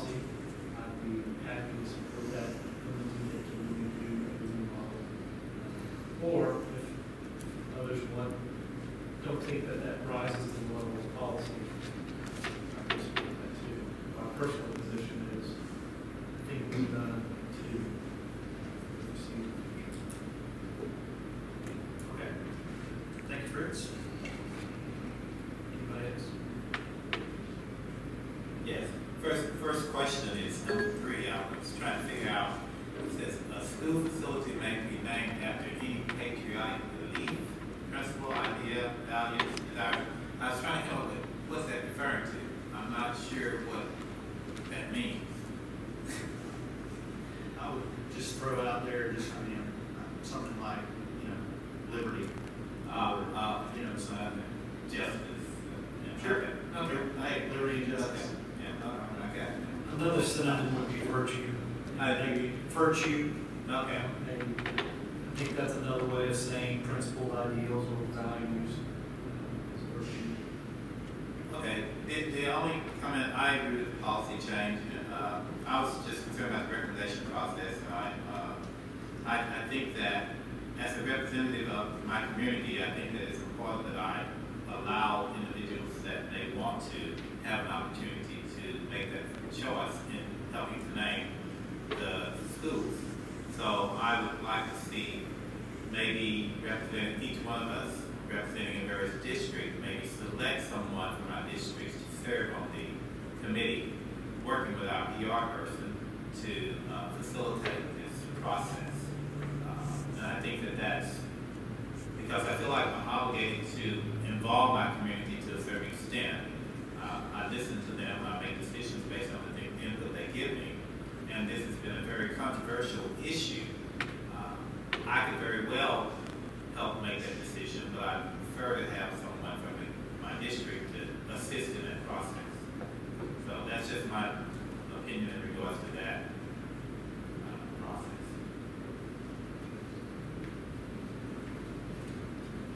I want to get some coaching on how to make that work. Again, we'll do whatever it needs to do, but if we're going to have a collection like we've done in the past of submissions from the community, that's going to be captured in off of Eduphoria, what are we calling it? Again, it's not a survey, but that's how we collect it. So I would need some coaching on how to make that work. If we're going to have people making a decision on that when the community is actually submitting issues. So, well, my suggestion is that they would collect those names. They would be the committee that look at those names, and they would come up with the 3 recommended names. Sure. As simple as that. It's not, Okay. So they could we still have community input on this, not just Right. the 7 individuals that are on this group. Okay. Right. I think in policy that, where it says a superintendent or designee may appoint a selection committee, I think that's lumped in there. If we chose to guide you in that manner, I think we're still covered in policy, unless somebody disagrees. I think we can do that. I think we can work within this wording to allow for that, if we so choose. Sure. Okay. Anybody else? I mean, it's just first reading, so, I mean, it looks to me, I agree with no names after people. It's just One process question for clarity. So after the second reading, yes. we can then vote in that current meeting, or do we need to wait for the following meeting? I can't remember. No, I think second reading, we can be voted in, and I'm in favor of, now, I don't know, we're getting a little ahead, but I'm in favor of a pretty quick process to get this show on the road. And so Marty and his staff in dealing with COVID-19 issues and all the other things they're having to deal with don't have to be pulled away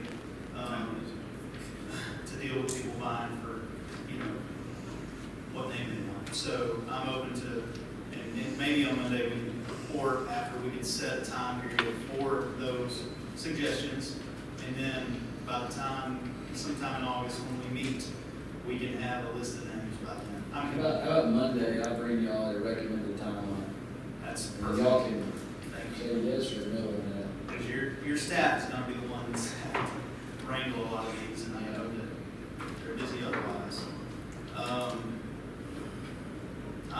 on this board. I love all of you. Trish, y'all publicly listening. Trish Nation is one of the kindest, most Christian ladies I've known.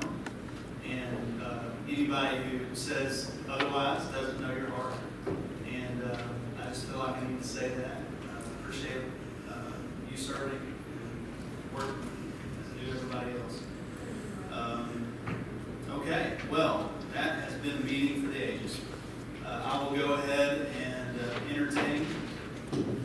I usually do that part, Yeah. so. I'll second it. All in favor, say aye. Aye. All opposed, meeting is adjourned.